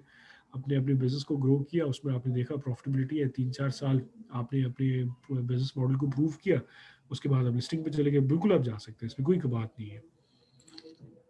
चलिए जी, आगे हम बढ़ते हैं। अच्छा, अब हम आएंगे कि हमारे पास जो डिफरेंट फॉर्म्स ऑफ बिजनेसेस हैं, ये कौन कौन से हैं, और इनके क्या फ़वायद हैं, क्या नुकसान हैं, क्या स्ट्रेंथ्स हैं, क्या वीकनेसेस हैं। अब हम सिस्टमेटिकली ज़रा अपने जो ये सारे टाइप्स ऑफ बिजनेसेस हमने देखे थे, इनको हम कंसीडर करेंगे। लिमिटेड लाइबिलिटी जो पब्लिक कंपनी है उसको हम स्पेसिफिकली नहीं देख रहे, बिकॉज वो again for SMEs right away it is not relevant. Down the line आपकी प्लानिंग हो तो बिल्कुल उसको किया जा सकता है, लेकिन राइट अवे फॉर SMEs हम फिलहाल इन डिफरेंट बिजनेस मॉडल्स को हम देखेंगे, और इसमें देखेंगे कि ये किसके लिए ज़्यादा सूटेबल है। अच्छा, प्राइवेट कंपनी कहाँ पे सूटेबल होगी, जहाँ पे टर्नओवर हाई होगा, एक्सटर्नल सोर्स ऑफ फाइनेंस आपको रिक्वायर्ड होगा, मिनिमम 2 मेंबर्स रिक्वायर्ड होंगे, और लाइबिलिटी आप चाहते हैं कि मिनिमल हो, लिमिटेड हो, सॉरी, फिर आप प्राइवेट कंपनी की तरफ जाएंगे। अच्छा, फिर आप कहते हैं कि नहीं, मैं एक बंदा अकेला ही काफ़ी हूँ अपने बिजनेस के लिए, बाकी मैं एम्प्लॉयज़ रख लूँगा, मेरे बिजनेस में अच्छा खासा मार्जिन है, फाइनेंसिंग मेरी अच्छी है, वर्किंग कैपिटल रिक्वायरमेंट्स मुझे मसला नहीं है, मैं खुद ही करूँगा, बस मुझे ये लिमिटेड लाइबिलिटी ऐसी चीज़ है, मुझे ये चाहिए। तो फिर आपके लिए एक ही ऑप्शन अवेलेबल है, वो ये SMC, single member company. Single member company का फ़ायदा ये है कि एक लिमिटेड लाइबिलिटी कंपनी के तमाम बेनिफिट्स आपको मिल जाते हैं, और दूसरा ये कि इसकी कंप्लाइंस रिक्वायरमेंट्स कंपैरेटिवली बड़ी कम है। तो ये सारा जो है ना आपको बेनिफिट इस चीज़ के अंदर मिलता है काफ़ी। अच्छा, दूसरा हम आ जाए। दूसरा ये है कि लिमिटेड लाइबिलिटी पार्टनरशिप, इसमें क्या होती है कि भाई अगेन आप लो इन्वेस्टमेंट देख रहे हैं, 2 लोग हैं, 2 से ज़ायद लोग नहीं हैं। सो 2 या 2 से ज़ायद लोग हों जो मिलकर काम करना चाहते हैं, लेकिन लिमिटेड लाइबिलिटी चाहते हैं, और बहुत ज़्यादा वो चाह रहे हैं कि कंप्लाइंस हमारे ऊपर ना हो। तो ऐसी सिचुएशन में जो लिमिटेड लाइबिलिटी पार्टनरशिप है, this is the best model for you. और बाकी उसके अलावा सिंगल पर्सन है, मिनिमम कंप्लायंस, और अनलिमिटेड लाइबिलिटी तो सोल प्रोप्राइटरशिप, और 2 लोग और 2 से ज़ायद लोग हैं, अनलिमिटेड लाइबिलिटी तो जनरल पार्टनरशिप। तो ये एक ओवरऑल पूरा खाका मैंने आपके सामने रखा। अच्छा, आपके इन चीज़ों के हवाले से जो भी क्वेश्चंस हो, आप Q&A के अंदर आप यहाँ पे हमें क्वेश्चंस भेजते जाएं, और इंशाल्लाह at the end of this session हम जो है वो आपके तमाम क्वेश्चंस को इंशाल्लाह एड्रेस करने की कोशिश करेंगे। अच्छा, दूसरे अब हम आते हैं।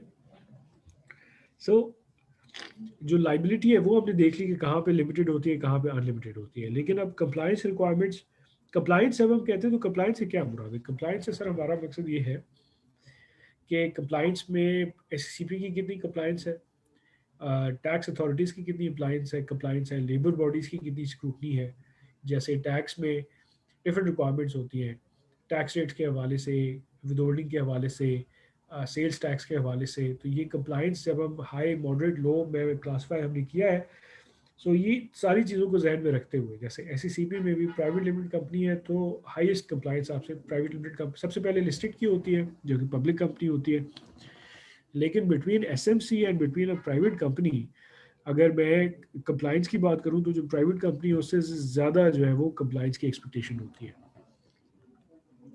दूसरा, एसएमसी हमारे पास एक मॉडरेट कैटेगरी के अंदर आ जाती है।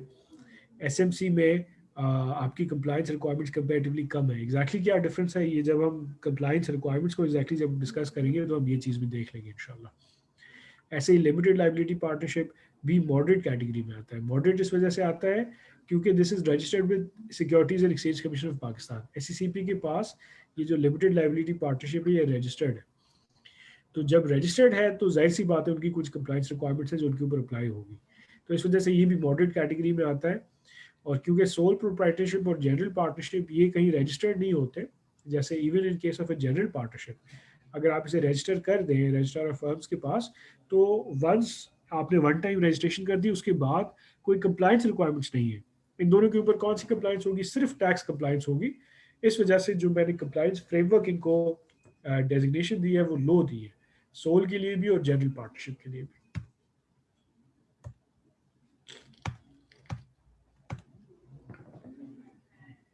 अच्छा, ये दो बड़े इंटरेस्टिंग कॉन्सेप्ट्स हैं, ये बड़े अहम है कि ये आपको समझ आ जाए। Number one is obviously ease of raising capital. ये अब क्योंकि हम बहुत ज़्यादा फाइनेंशियल एडवाइजरी भी करते हैं तो मुझे पता है कि जब आपने कैपिटल रेज करना हो अपने बिजनेस के लिए तो बहुत सारे तरीके होते हैं। सबसे आसान, सबसे लेस पेनफुल तरीका, प्रोवाइडेड अगर आप चंद लकी लोगों में से हैं जिनके पास ये एवेन्यू अवेलेबल है, तो सबसे लेस पेनफुल तरीका तो ये है कि आप जो है वो अपनी अपनी सेविंग्स अगर आपके पास है या फैमिली की सेविंग्स है उनको आप इस्तेमाल करते हुए बिजनेस आप रेस अपना जो है वो स्टार्टअप करें। अगर आपके पास ये नहीं है अवेलेबल तो फिर आप अगेन या तो फिर आप एक्सटर्नल नॉन इंस्टीट्यूशनल इन्वेस्टर्स के पास जाएंगे, जैसे होता है मार्केट के लोग, जैसे बोला जाता है कि भाई मार्केट में लोग बैठे हुए इन्वेस्ट करने के लिए, उनके पास है सेविंग्स।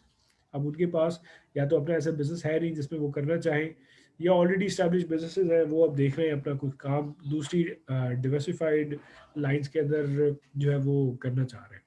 तो ऐसी सिचुएशन में क्या होगा, आप किसी मार्केट के इन्वेस्टर के पास जाएंगे। वरना फिर दूसरा तरीका है कि आप बैंक के पास चले गए, आपने गवर्नमेंट सब्सिडी ले ली, गवर्नमेंट ग्रांट ले लिया। ये सारी चीज़ें जो है वो ईज़ ऑफ रेजिंग कैपिटल के अंदर आ जाती है। या आजकल अगर जैसे स्टार्टअप कल्चर है तो आपने क्या किया, बेसिक कोई सीड फंडिंग आपने ली, अपने बिजनेस आइडिया को प्रूव किया और फिर आप चले गए, आपने फिर सीरीज ऑफ इन्वेस्टमेंट्स आपने करी, सीरीज ए कर लिया, राउंड बी बी कर लिया, सी कर लिया, इस तरीके से आपने मल्टीपल इन्वेस्टमेंट्स आपने कर ली। So ease of raising capital जो है ये आपके लिए कौन से स्ट्रक्चर में, क्योंकि एसएमई का भी फोकस और एससीपी का भी फोकस और मेरी भी एडवाइस लोगों को यही होती है कि आप स्ट्रक्चर कोशिश करके जो है ना अपना अच्छा बनाए और एक स्ट्रक्चर्ड बिजनेस के अंदर आए। तो यहाँ पे जैसे ईज ऑफ रेजिंग कैपिटल की हम बात करें तो प्राइवेट कंपनी आपने बना ली, सबसे आसान इसके अंदर होता है कैपिटल को रेज करना, प्रोवाइडेड। देखिए पहला क्राइटेरिया हमेशा आपका बिजनेस कॉन्सेप्ट है, उसकी क्या फिजिबिलिटी है, उसका क्या मार्जिन है, कितना अट्रैक्टिव है, पहले तो बिजनेस है। लेकिन बिजनेस के अलावा दूसरे जो एंसिलरी फैक्टर्स जिसे मैं कहूँ वो ये तमाम एंसिलरी फैक्टर्स है, वो उसमें structure of the business is one major contributing factor. तो आपने क्या किया, प्राइवेट कंपनी जो है वो आपने बनाई। तो इसमें आप अगर आपने फाइनेंसिंग रेज करनी हो, आपने इन्वेस्टमेंट रेज करनी हो, तो वो सबसे पहले जो है वो क्या होगा, सबसे पहले आप so easiest form would be in case of private company. बाकी जो एलएलपी एसएमसी है एक मॉडरेट कैटेगरी में आ जाएंगे। और अगर आपने सोल प्रोप्राइटरशिप पे काम कर रहे हैं जनरल पार्ट, तो ये सबसे मुश्किल होता है कि लोग इसके अंदर इन्वेस्टमेंट करेंगे। उसकी वजह ये है कि आपको पता ही नहीं है, आपके अकाउंट्स अच्छे से मेंटेन नहीं हो रहे हैं, आपकी बुक्स ऑडिटेड नहीं है, कोई एक्सटर्नल पार्टी उसको रिव्यू नहीं कर रहा, आपके बिजनेस और आपकी पर्सनल जो ज़ात है, शख्सियत है, उसके अंदर कोई डिफरेंस नहीं। क्योंकि this is what happens in a sole proprietorship and a general partnership. आपकी जो अपनी पर्सनैलिटी है, आपकी जो इंडिविजुअलिटी है, उसका आपके बिजनेस से कोई डिफरेंस नहीं होता from a legal stand point. तो इस वजह से इसमें जो कैपिटल रेज करना है वो सबसे मुश्किल होता है। दूसरा क्या कॉन्सेप्ट है जी, परपेचुअल सक्सेशन। अच्छा, लिमिटेड लाइबिलिटी और परपेचुअल सक्सेशन ये बड़ी क्लोजली लिंक्ड कॉन्सेप्ट्स हैं। परपेचुअल सेक्शन से मुराद ये है, सक्सेशन से मुराद ये है कि भाई आप अपना बिजनेस आज रन कर रहे हैं, कल आपको नहीं पता आप हैं या नहीं है, तो बिजनेस आपका कंटिन्यू करेगा नहीं करेगा ये किस चीज़ के ऊपर डिपेंड करता है। ये डिपेंड करता है आपने इन योर प्लेस मैनेजमेंट कितनी अच्छी रखी है, इंडिपेंडेंट आपका सीईओ है या नहीं है। स्पेशली जब आपने इन्वेस्टमेंट रेज किया, उनका कंसर्न ये होता है कि भाई आप तो हैं अभी चले बिजनेस चला रहे हैं, आप आगे पीछे हो गए, आपकी तबीयत खराब हो गई, अल्लाह माफ करे कोविड हो गया, तो ऐसी सिचुएशन में पीछे बिजनेस कौन चलाएगा, मेरी इन्वेस्टमेंट तो बैठ जाएगी सारी। तो परपेचुअल सक्सेशन का मुराद ये है कि आपसे इंडिपेंडेंटली बिजनेस कितना कंटिन्यूस एक अपनी आइडेंटिटी को लेके चल रहा है, ये आता है परपेचुअल सक्सेशन के अंदर। समझ रहे हैं जी? तो ये परपेचुअल सक्सेशन कब होती है, प्राइवेट कंपनी में होती है, एसएमसी में होती है, या लिमिटेड लाइबिलिटी पार्टनरशिप में होती है। इनमें तमाम ये जो है ये परपेचुअल सक्सेशन हो जाती है। फिर हम जब जनरल पार्टनरशिप और सोल प्रोप्राइटरशिप की बात करें तो इनमें फिर जो है ये अपना जो है ये चीज़ें इसमें फिर नहीं आती। सो परपेचुअल सक्सेशन कहाँ पे होगा, प्राइवेट कंपनी, एसएमसी, एलएलपी वगैरह, इन सारी चीज़ों के अंदर ये परपेचुअल सक्सेशन आ जाएगा।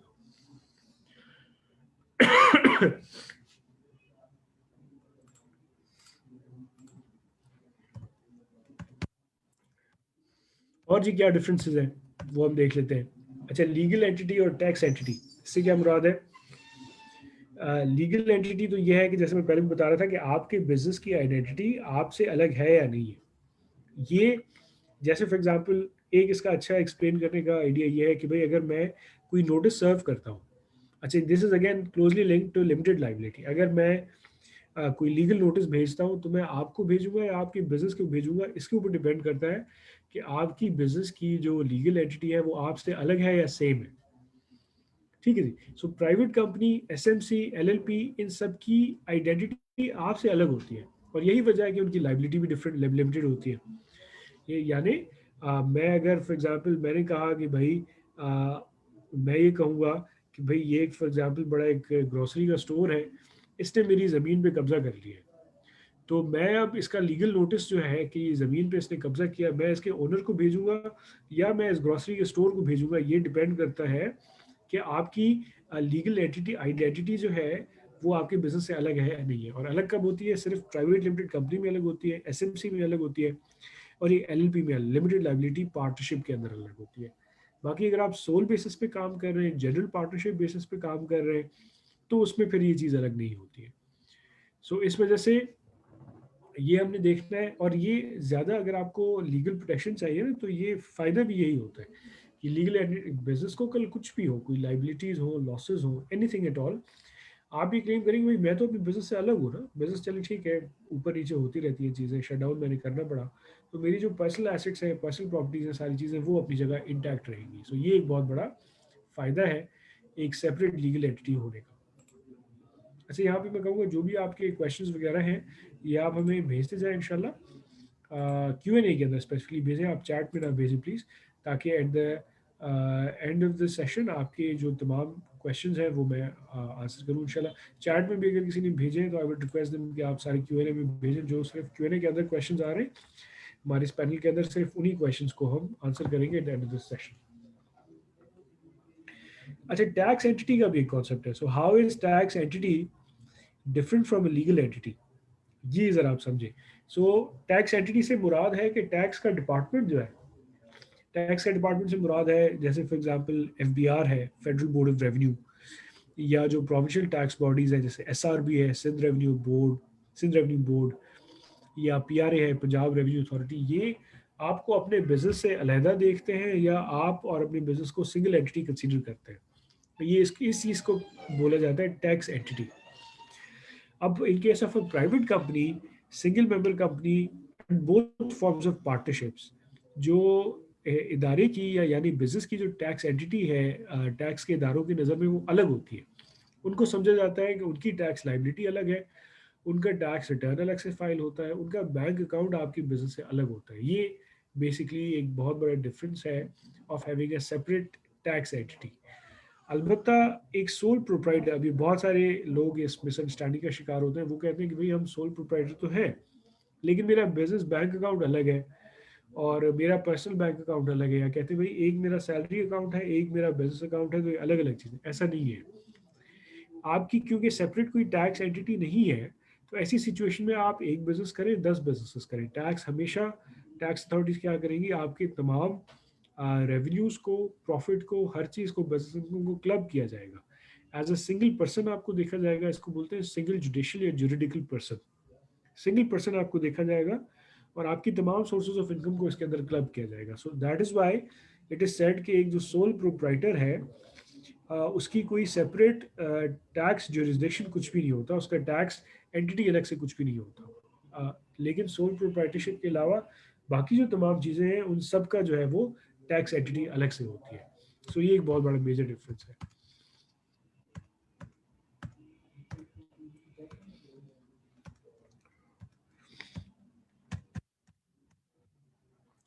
अच्छा, टैक्स रेट्स के हवाले से और डिविडेंड टैक्सेशन, अब टैक्सेशन बहुत बड़ा एक इंपॉर्टेंट एलिमेंट है। ये before we move on to के एक कंपनी सेटअप करने की एग्जैक्टली रिक्वायरमेंट्स होती क्या है, कैसे बनाई जाती है।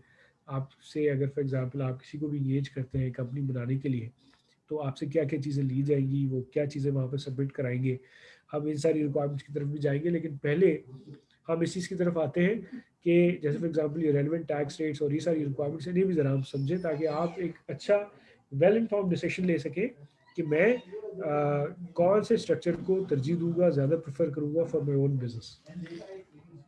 देखिए, यहाँ तक हमने जो कंपनीज है, एसएमसी वगैरह है, इन सब की तारीफें की है। अभी तक आपने देखा होगा मेरी अपनी कॉन्वर्सेशन में आपको जनरली इसकी तरफ टिल्ट करने की कोशिश की है कि ये ज़्यादा फ़ायदेमंद है आपके लिए, क्योंकि इसमें स्ट्रक्चर होता है, इसमें कंटिन्यूस एक आपको लीगल एंटिटी मिलती है, परपेचुअल सक्सेशन मिलता है, बहुत सारे फैक्टर्स होते हैं। ठीक है जी।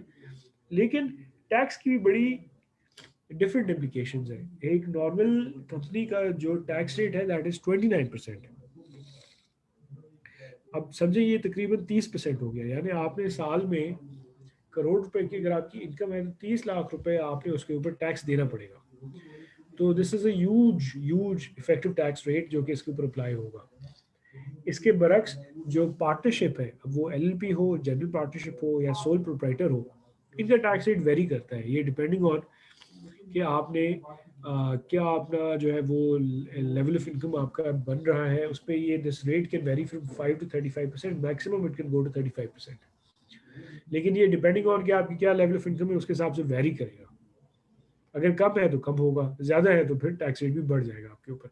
लेकिन कंपनी में तो आपकी इनकम जो है वो 1 करोड़ हो, 10 लाख हो, 50 लाख हो, इफेक्टिव टैक्स रेट पर 29% होगा ही होगा। This is for a normal company. एक कॉन्सेप्ट होता है स्मॉल कंपनी का, जो नए बिजनेस हैं अक्सर वो स्मॉल कंपनी में आ जाते हैं। स्मॉल कंपनी से मुराद ये है कि भाई उसका जो एम्प्लॉयज़ हैं वो लेट से 250 से कम होंगे, उसका जो कैपिटल होगा वो 25 करोड़ से कम होगा। ये सारी चीज़ें जो है ये कुछ न्यूमेरिकल डिस्टिंक्शंस है। तो वो एक स्मॉल कंपनी बन जाती है और उसका जो टैक्स रेट है वो 22% है।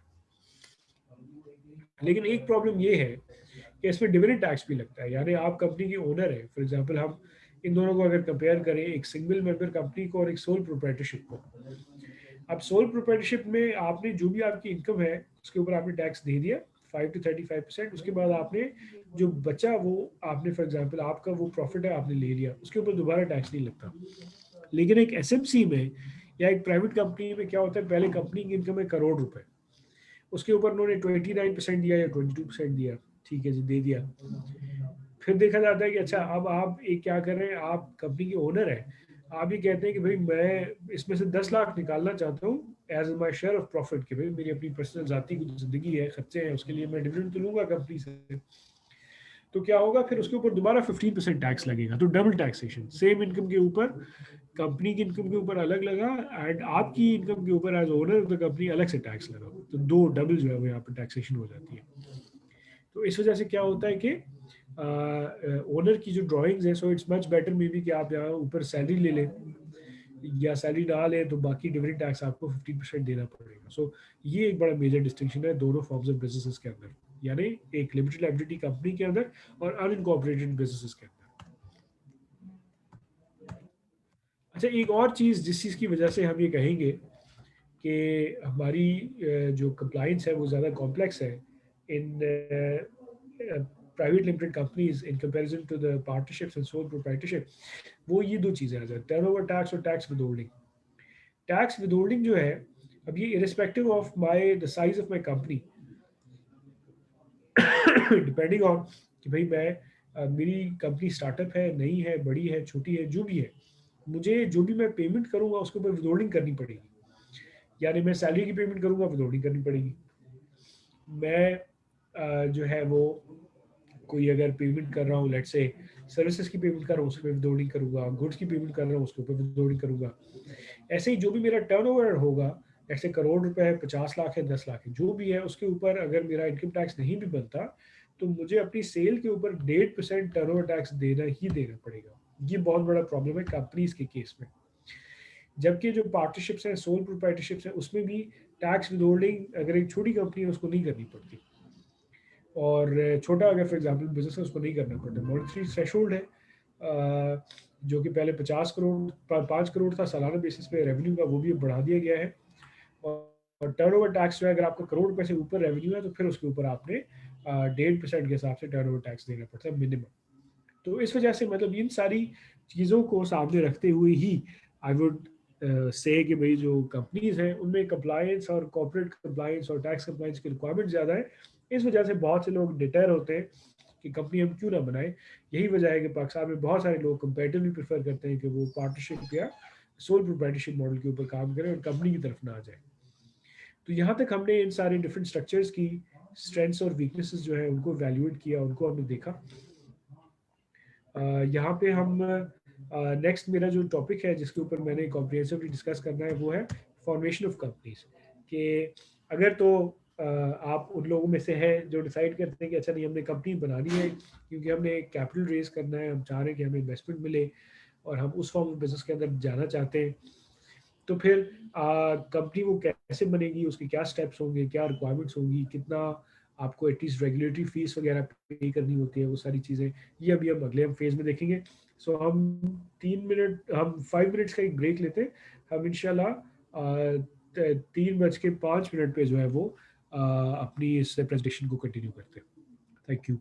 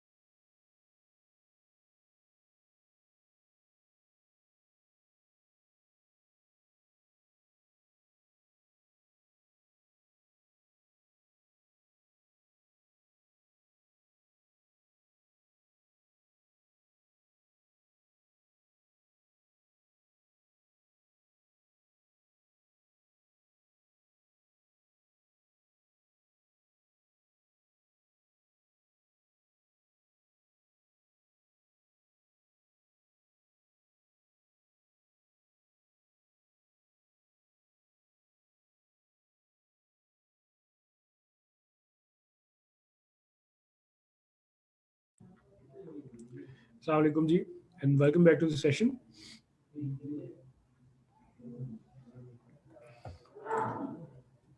जी, अच्छा यहाँ तक मैं क्विक एक रिकैप कर लेता हूँ कि यहाँ तक हमने जो चीज़ें कवर की वो क्या क्या चीज़ें हमने कवर की। हमने जो डिफरेंट फॉर्म्स ऑफ कंपनीज हैं, क्लासिफिकेशन ऑफ बिजनेसेस हैं, उनको हमने बड़ी तफसीलन समझा। हमने ये देखा कि हमारे पास बिजनेस सेटअप करने के लिए प्राइवेट लिमिटेड कंपनी का भी ऑप्शन है, सिंगल मेंबर कंपनी का भी ऑप्शन है, लिमिटेड लाइबिलिटी पार्टनरशिप भी है, जनरल पार्टनरशिप भी है, सोल प्रोप्राइटरशिप भी है।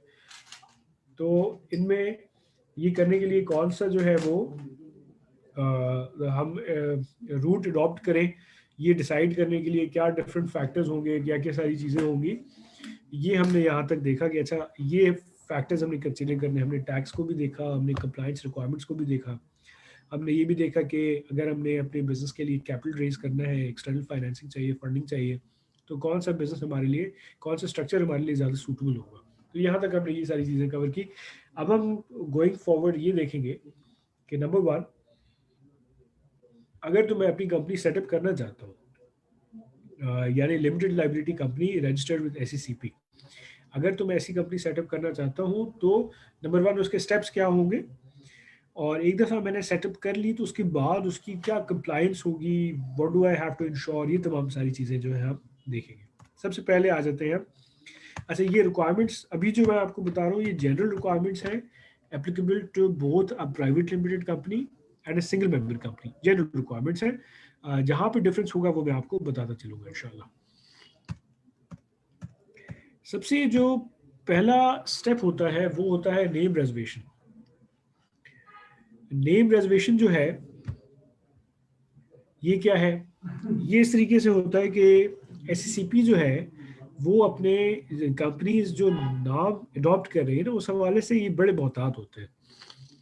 इस हवाले से बड़े कॉम्प्रिहेंसिव रूल्स हैं, लॉ में इसका जिक्र है, तस्करा है कि आपकी कंपनी का नाम क्या होना चाहिए, क्या नहीं होना चाहिए। उन्होंने बताया हुआ है कि भाई आप अपनी कंपनी के साथ जो है वो पाकिस्तान आप लगाना चाहें, स्टेट ऑफ पाकिस्तान लगाना चाहें, अस्करी लगाना चाहें, बहरिया लगाना चाहें, फ़िज़ाइया लगाना चाहें, ये आप ऐसे नहीं लगा सकते। आप फॉर एग्ज़ाम्पल ये नहीं कह सकते कि मेरा जो राइस का काम है तो ये मोहम्मद कज़ाफ़ी राइस है। फॉर एग्ज़ाम्पल किसी स्टेट के हेड फॉर्मर या करंट जो है उसका नाम वहाँ पे ऐड करना, पेट्रनेज, ऐसे ही आप नहीं कर सकते। मतलब वो आपके नाम को हमेशा बड़ा स्क्रूटनाइज़ करते हैं। उसकी वजह ये है कि कंपनी में लोग इन्वेस्टमेंट करते हैं। कंपनी जब बनाई जाती है तो कंपनी में एक्सटर्नल इन्वेस्टर होता है, फिर उस कंपनी को जब आप लिस्टेड कंपनी बनाते हैं तो उसमें फिर लोग उस शेयर्स को परचेज करते हैं, उसकी ट्रेडिंग करते हैं। तो ये क्या होता है, पब्लिक का पैसा इसके अंदर इन्वॉल्व होता है, जिसे पब्लिक इंटरेस्ट कहा जाता है। अब जहाँ पे पब्लिक इंटरेस्ट होता है तो वहाँ पे जो हमारे स्टेट डिपार्टमेंट्स हैं, एससीसीपी है और इस नेचर के इदारे हैं, वो बड़े मोहतात हो जाते हैं। वो ये कहते हैं कि नहीं, हमें इन सारी चीज़ों को रेगुलेट करना है, हम ऐसा कोई काम ना होने दें अपनी ओवरसाइट के अंदर जिससे लोगों को फ्रॉड हो, नुकसान हो, लोगों को जो है वो गलत एक जो है वो मिस रिप्रेजेंटेशन की जाए, गलत बयानी की जाए। इस वजह से नाम के ऊपर जो है ना बड़ा बड़ा इसमें जो है कॉम्प्रिहेंसिव जिक्र है। तो सबसे पहला जो स्टेप होता है जब आप कंपनी बनाने जाएंगे तो वो होता है नेम रिजर्वेशन। अच्छा, ये आपके जो ब्रांड है, आपका जो नाम है, उसकी प्रोटेक्शन का भी एक तरीका है जो कि आपको सोल प्रोप्राइटरशिप के अंदर या जनरल पार्टनरशिप के अंदर नहीं मिलता। क्योंकि आपने लेट्स से कंपनी बना दी, आपने कंपनी बनाई, फॉर एग्जांपल आप कह रहे हैं कि भाई ग्रीन वर्ल्ड राइस आपने एक बना दिया। अब मैं भी कल चला गया एससीपी के पास, मैं कहता हूँ कि भाई मुझे भी ग्रीन वर्ल्ड राइस बनानी है, आपका नाम चल पड़ा है बड़ा, मैं भी बनाना चाहता हूँ, तो मुझे नहीं बनाने देंगे। तो क्या होगा, सेम नेम या सिमिलर नेम के ऊपर भी जो है ना वो बड़ा डिसअलाउ करते हैं एससीपी वाले। तो नेम के ऊपर बड़ा जो है ना झगड़ा हो रहा होता है। तो this is also the first step for registration of A company. आप क्या कहते हैं कि एक एससीपी प्रोफाइल, अब इसमें से बहुत सारी चीज़ें जो है वो आप ये मत परेशान हो या आप Q&A में मुझे ये मत भेजिएगा कि ये अगर मैं खुद करना चाहूँ तो कैसे हम करेंगे, क्योंकि आई वुड नेवर रिकमेंड कि आप ये काम सारा खुद करें। इसमें एरर के बड़े चांसेस होते हैं, और एक दफ़ा पब्लिक रिकॉर्ड पे, एक दफ़ा गवर्नमेंट रजिस्ट्री में आपने कोई पर्टिकुलर्स दे दी, उनको चेंज कराना बड़ा मुश्किल होता है। तो इट्स ऑलवेज बेस्ट कि आप इसमें प्रोफेशनल हेल्प ले लें, किसी अच्छे कंसल्टेंट को इंगेज कर लें, ताकि ये काम आपका आसानी से हो जाए without any hassle, without any errors. So number one step इसके एसएससीपी प्रोफाइल जो है वो बनाई जाती है। और उसमें फिर आप पहले ही 3 नाम दे देते हैं कंपनी के। आप ये कहते हैं कि भाई, जैसे आपने कहा कि भाई ग्रीन वर्ल्ड राइस, या आपने कहा कि ग्रीनवुड राइस, या आपने कहा कि मैं दे दूंगा for example green house rice. तो ये आपने क्या कहा कि आपने नाम की 3 वेरिएशंस आपने दे दी, पहले ही एसएससीपी को बता दिया। तो वो क्या कहते हैं, अच्छा फिर आप प्रायोरिटी बता देते हैं कि ये 1 2 3 मेरी ये प्रायोरिटी। अगर उनको आपकी पहली ही प्रायोरिटी से कोई एतराज़ नहीं है तो वो आपको वही नेम अलॉट कर दे देंगे, वरना फिर वो they look at the second priority, उस पर भी कोई एतराज़ है तो they look at the third priority, उस पर भी कोई एतराज़ है तो फिर वो आपको बताएंगे कि भाई ये रीजंस हैं, इन रीजंस की वजह से हम आपके नाम को डिसअलाउ करते हैं, या तो आप नाम चेंज करें या इस नाम से आपकी कंपनी हम नहीं रजिस्टर करेंगे। तो दिस इज द प्रोसेस। कुछ इसमें प्रोहिबिटेड वर्ड्स होते हैं, जैसे मैंने आपको बताया कि आप जैसे वो पाकिस्तान का नाम, सिंध का नाम ऐसे रखना चाहें जिससे ये पता चले कि ये कोई गवर्नमेंट की कंपनी है, या आप किसी हुकूमत के किसी इदारे या जो हमारी आर्म फोर्सेस हैं उनमें से किसी ब्रांच का नाम रखना चाहें, ये आप ऐसे नहीं ऐड कर सकते। आप किसी फॉरेन किसी फॉर एग्जांपल स्टेट डिग्नेटरी का आप कहते हैं कि भाई मैं जो है वो टीवी बेचूंगा, मेरी टीवी का नाम होगा ट्रम्प टीवी, तो आप ऐसे नहीं कर सकते कि आप किसी करंट या फॉर्मर हेड ऑफ स्टेट का नाम इस तरीके से नहीं इस्तेमाल कर सकते, अनलेस वो आप स्टैब्लिश कर पाए कि पता चला वाकई जो है वो ट्रम्प साहब ने यहाँ पे आपके बिजनेस में इन्वेस्टमेंट किए, फिर आप रखें बेशक, अगर आप इस्टेब्लिश कर पा रहे हैं एसएससीपी के साथ। So this is very important. इन सारी चीज़ों को एसएससीपी बड़ा स्ट्रिक्टली मॉनिटर करता है। अगर आपका नाम रिजर्व हो गया एक दफ़ा, फिर रजिस्ट्रेशन का प्रोसेस आगे बढ़ेगा। अच्छा, रजिस्ट्रेशन में अगला जो स्टेप है वो ये है कि ये कुछ इंपॉर्टेंट डॉक्यूमेंट्स हैं, ये एसएससीपी को देने होते हैं, जिसमें एक है आपकी इनकॉर्पोरेशन की एप्लीकेशन, जिसमें ये तमाम सारी चीज़ें जाती हैं कि अच्छा मैं फ़ला नाम मैंने ऑलरेडी रिजर्व करा लिया था, इस नाम से मैं अपनी कंपनी रजिस्टर कराना चाहता हूँ। और उसके बाद फिर बहुत सारी इंफॉर्मेशन अटैच होती है उसके। ये 2 बड़े डॉक्यूमेंट्स हैं, एक आर्टिकल्स ऑफ एसोसिएशन है, दूसरा है memorandum of association. In 2 documents के अंदर बहुत सारी इंफॉर्मेशन होती है। ये डॉक्यूमेंट्स एसएससीपी को दिए जाते हैं, साथ में एक इनकॉर्पोरेशन फ़ी है जो कि आप पे करते हैं। इनकॉर्पोरेशन फ़ी कितनी होगी, ये भी बड़ा कॉमन क्वेश्चन होता है। तो मैंने एक आपके लिए टेबल बनाया है जिसमें मैं आपको ये बताऊंगा कि अगर, क्योंकि ये डिपेंड करता है आपका कैपिटल कितना है, आप 10 लाख से काम शुरू कर रहे हैं या आप करोड़ से कर रहे हैं, 50 लाख से कर रहे हैं, 5 लाख से कर रहे हैं, 1 लाख रुपए से कर रहे हैं, इस पर डिपेंड करेगा कि आपकी इनकॉर्पोरेशन फ़ी क्या होगी। तो वो एक एसएससीपी ने अपना एक टेबल बताया, एक ऑनलाइन कैलकुलेटर भी बताया है, तो वहाँ पे हम जाके कंप्यूट कर लेते हैं। मैंने आपके लिए एक टेबल बनाया है, ये हम 2 शुरुआत के टॉपिक्स डिस्कस कर लें, तो उसके बाद फिर मैं आपको इनकॉर्पोरेशन फीस के बारे में बता दूंगा कि इसमें डिफरेंट लेवल्स ऑफ कैपिटल के ऊपर ये इनकॉर्पोरेशन फ़ी है जो अप्लाई होती है। अच्छा, मेमोरेंडम एंड आर्टिकल्स एसोसिएशन ये कॉन्स्टिट्यूटिव डॉक्यूमेंट्स भी कहलाते हैं कंपनी के, जो कि वहाँ पे देने पड़ते हैं। इसके बगैर जो है वो आपकी इनकॉर्पोरेशन पॉसिबल नहीं है। अच्छा, अब पहला जो इम्पोर्टेंट डॉक्यूमेंट है वो है मेमोरेंडम ऑफ एसोसिएशन। आपकी ज़्यादा जो इम्पोर्टेंट चीज़ें आती हैं वो मेमोरेंडम के अंदर आती है। इसमें आपका क्या क्या आता है, कंपनी का नाम आता है कि भाई मैं इस नाम से जो है अपनी कंपनी बना रहा हूँ। आपका शेयर कैपिटल आता है कि मैं फॉर एग्जांपल, अच्छा शेयर कैपिटल में 2 टर्म्स होते हैं वो आप समझ लें, एक होता है ऑथराइज कैपिटल, एक होता है इशूड कैपिटल। ऑथराइज कैपिटल से मुराद ये है, और आपकी जो फीस है इनकॉर्पोरेशन फीस जो मैं आपको यहाँ पे बता रहा था, ये नीचे जो आप इनकॉर्पोरेशन फी देख पा रहे हैं, ये इनकॉर्पोरेशन फी डिपेंड करती है आपकी ऑथराइज्ड कैपिटल के ऊपर। ऑथराइज कैपिटल से मुराद ये है कि आप वन गो में एसएससीपी से परमिशन ले लेते हैं रजिस्टर कराते वक्त कि मैं इस कंपनी के अंदर, लेट से आपने कहा कि मैं 5 करोड़ तक का कैपिटल सरमाया इसके अंदर डाल सकता हूँ, इस चीज़ की परमिशन जो है ना ये लेना, इसको हम कहते हैं ऑथराइज कैपिटल। फिर आप ये करें कि भाई ऑथराइज कैपिटल मैंने 5 करोड़ कर लिया, अब राइट अवे मुझे ज़रूरत है 1 करोड़ की, फिलहाल मैंने 1 करोड़ के शेयर इशू कर दिए। कल मैंने देखा कि यार मेरा आइडिया तो है वो चल गया, अब मैं ये करता हूँ, मैं अपने आइडिया को एक्सपैंड करता हूँ, एसोसिएटेड सर्विसेज या प्रोडक्ट्स भी डालता हूँ, मार्केट एक्सपेंड करता हूँ, मैं इसके अंदर 2 करोड़ की और इन्वेस्टमेंट कर देता हूँ। फिर आप क्या करेंगे, 2 करोड़ के और शेयर इशू करेंगे। ऐसे करते करते आपने 5 करोड़ के शेयर इशू कर दिए, अब आप कह रहे हैं कि मुझे 3 करोड़ के और शेयर इशू करने हैं। तो उससे क्या होगा, आपको अपने ऑथराइज कैपिटल को बढ़ाना पड़ेगा फ्रॉम 5 करोड़ तो 8 करोड़, और फिर उसकी एसएससीपी आपसे फी चार्ज करेगा। तो ये जो SCCP की फीस होती है ना, ये डिपेंड करता है आपके ऑथोराइज कैपिटल के ऊपर। फिलहाल लोग क्या करते हैं, फिलहाल कंपेरेटिवली लोग रजिस्टर कराते वक्त कम ऑथोराइज कैपिटल रखते हैं ताकि फीस कम लगे। पहले हम अपने बिजनेस को सेटअप तो करें, पता चला हमारा बिजनेस के अंदर जान ही नहीं है, पहले ही हमने इतनी सारी फीसेस और प्रोफेशनल फीस वगैरह हमने दे दी, पहले हम बिजनेस को तो टेस्ट करें जाके। सो शुरुआत में आप कैपिटल कम रखें। तो ये कैपिटल कितना होगा, ऑथोराइज कैपिटल क्या होगा, उसके अगेंस्ट आप कितने शेयर्स इशू कर रहे हैं। अच्छा, शेयर्स किसको इशू कर रहे हैं, उन सारे आपके सब्सक्राइबर्स या प्रमोटर्स या शेयर होल्डर्स, ये तीनों नाम सेम यूज होते हैं।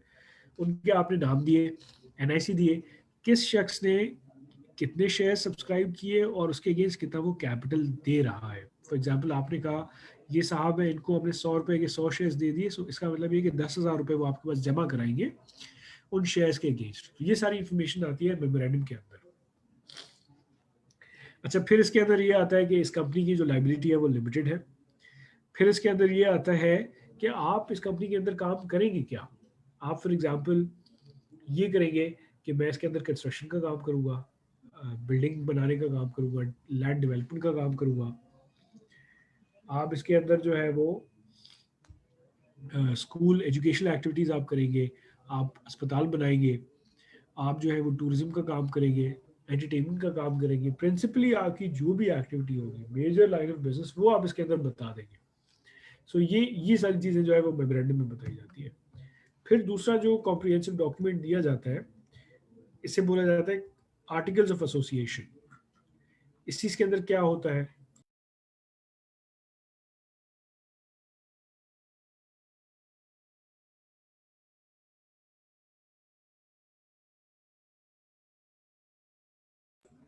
सो आर्टिकल्स ऑफ एसोसिएशन के अंदर क्या होता है, आर्टिकल्स ऑफ एसोसिएशन में ये देखा जाता है।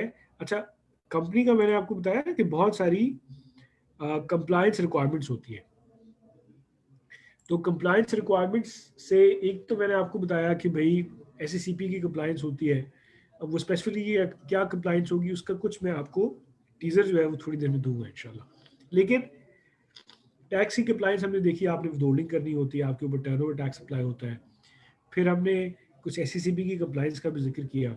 लेकिन बहुत सारी और चीज़ें होती हैं, जैसे कंपनी में इतने डायरेक्टर्स होंगे, उन डायरेक्टर्स को पूरे साल में कितनी मीटिंग्स करनी है। अच्छा, डायरेक्टर्स की क्वालिफिकेशन क्या होगी, डायरेक्टर्स कौन लोग हैं जो डायरेक्टर्स नहीं हो सकते। अच्छा, कंपनी का CEO की क्या क्वालिफिकेशन होगी। अच्छा, इसके अलावा जो है वो आप शेयर होल्डर्स की मीटिंग कॉल करने के लिए क्या प्रोसीजर होगा, डायरेक्टर्स की मीटिंग कॉल करने के लिए क्या प्रोसीजर होगा, आप कौन कौन से मैटर्स में SCCP को इन्फॉर्म करेंगे, अगर लिस्टेड कंपनी है तो कौन से मैटर्स में आप पाकिस्तान स्टॉक एक्सचेंज को इन्फॉर्म करेंगे। ये तमाम सारी चीज़ें क्या है, ये बड़ी कॉम्प्रिहेंसिव कंप्लायंस रिक्वायरमेंट्स हैं जो कि कंपनीज के ऊपर अप्लाई होती है।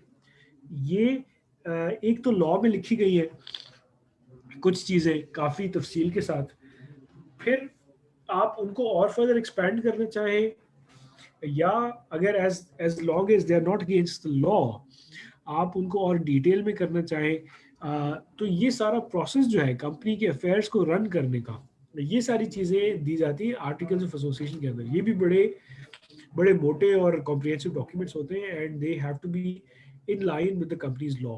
अगर लॉ से कोई कॉन्ट्रोवेंशन है, नॉन कंप्लायंस है, तो लॉ को प्रेसिडेंस दी जाएगी, आर्टिकल्स में आपकी जो चीज़ लिखी हुई है वो रद्द कर दी जाएगी। सो ये इसका तरीका है। और ये भी आप इस हवाले से भी परेशान ना हो, ये भी डॉक्यूमेंट सारे जो है ना, इसीलिए मैं आपको कह रहा हूँ कि इट्स मच बेटर कि आप प्रोफेशनल हेल्प ले लें, क्योंकि ये फॉर्मेशन का प्रोसेस है ना, इसमें नॉन कंप्लायंस पर SCCP बड़ा बहुत हार्शली तो नहीं, लेकिन बहरहाल मॉनिटर ज़रूर करता है और पेनल्टीज भी चार्ज करता है depending on the severity of the offence. तो इस वजह से ज़रूरी है कि आप एटलीस्ट अपने हिसाब से कोशिश करें कि इन मैटर्स में कोई एरर ना हो।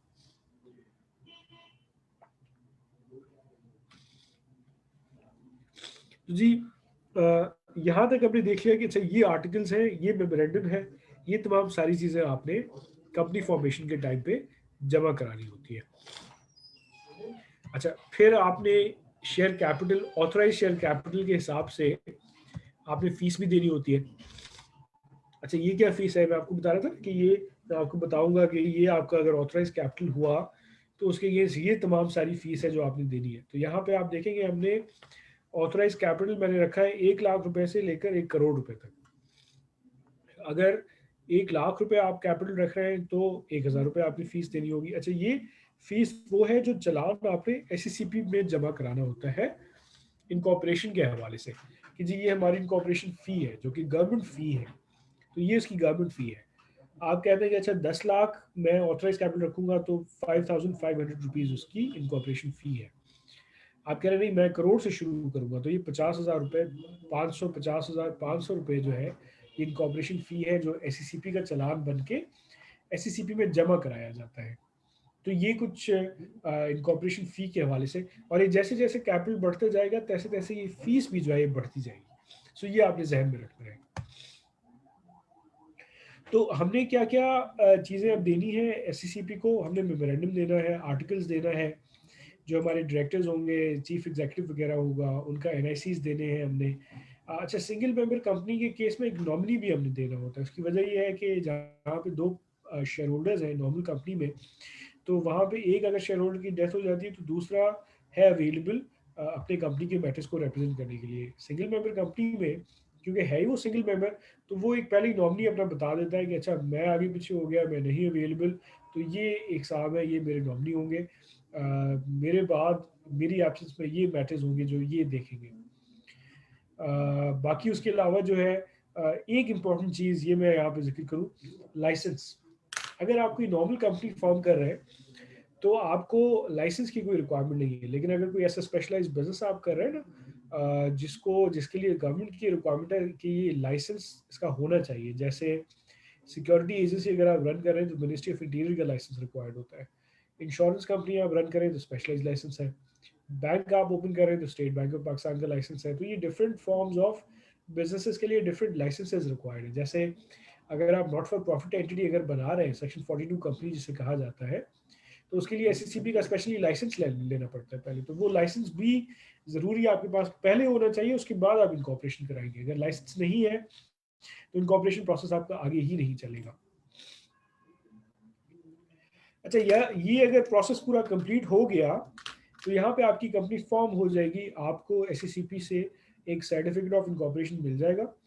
माय कांग्रेचुलेशंस टू यू, आपकी कंपनी फॉर्म हो गई।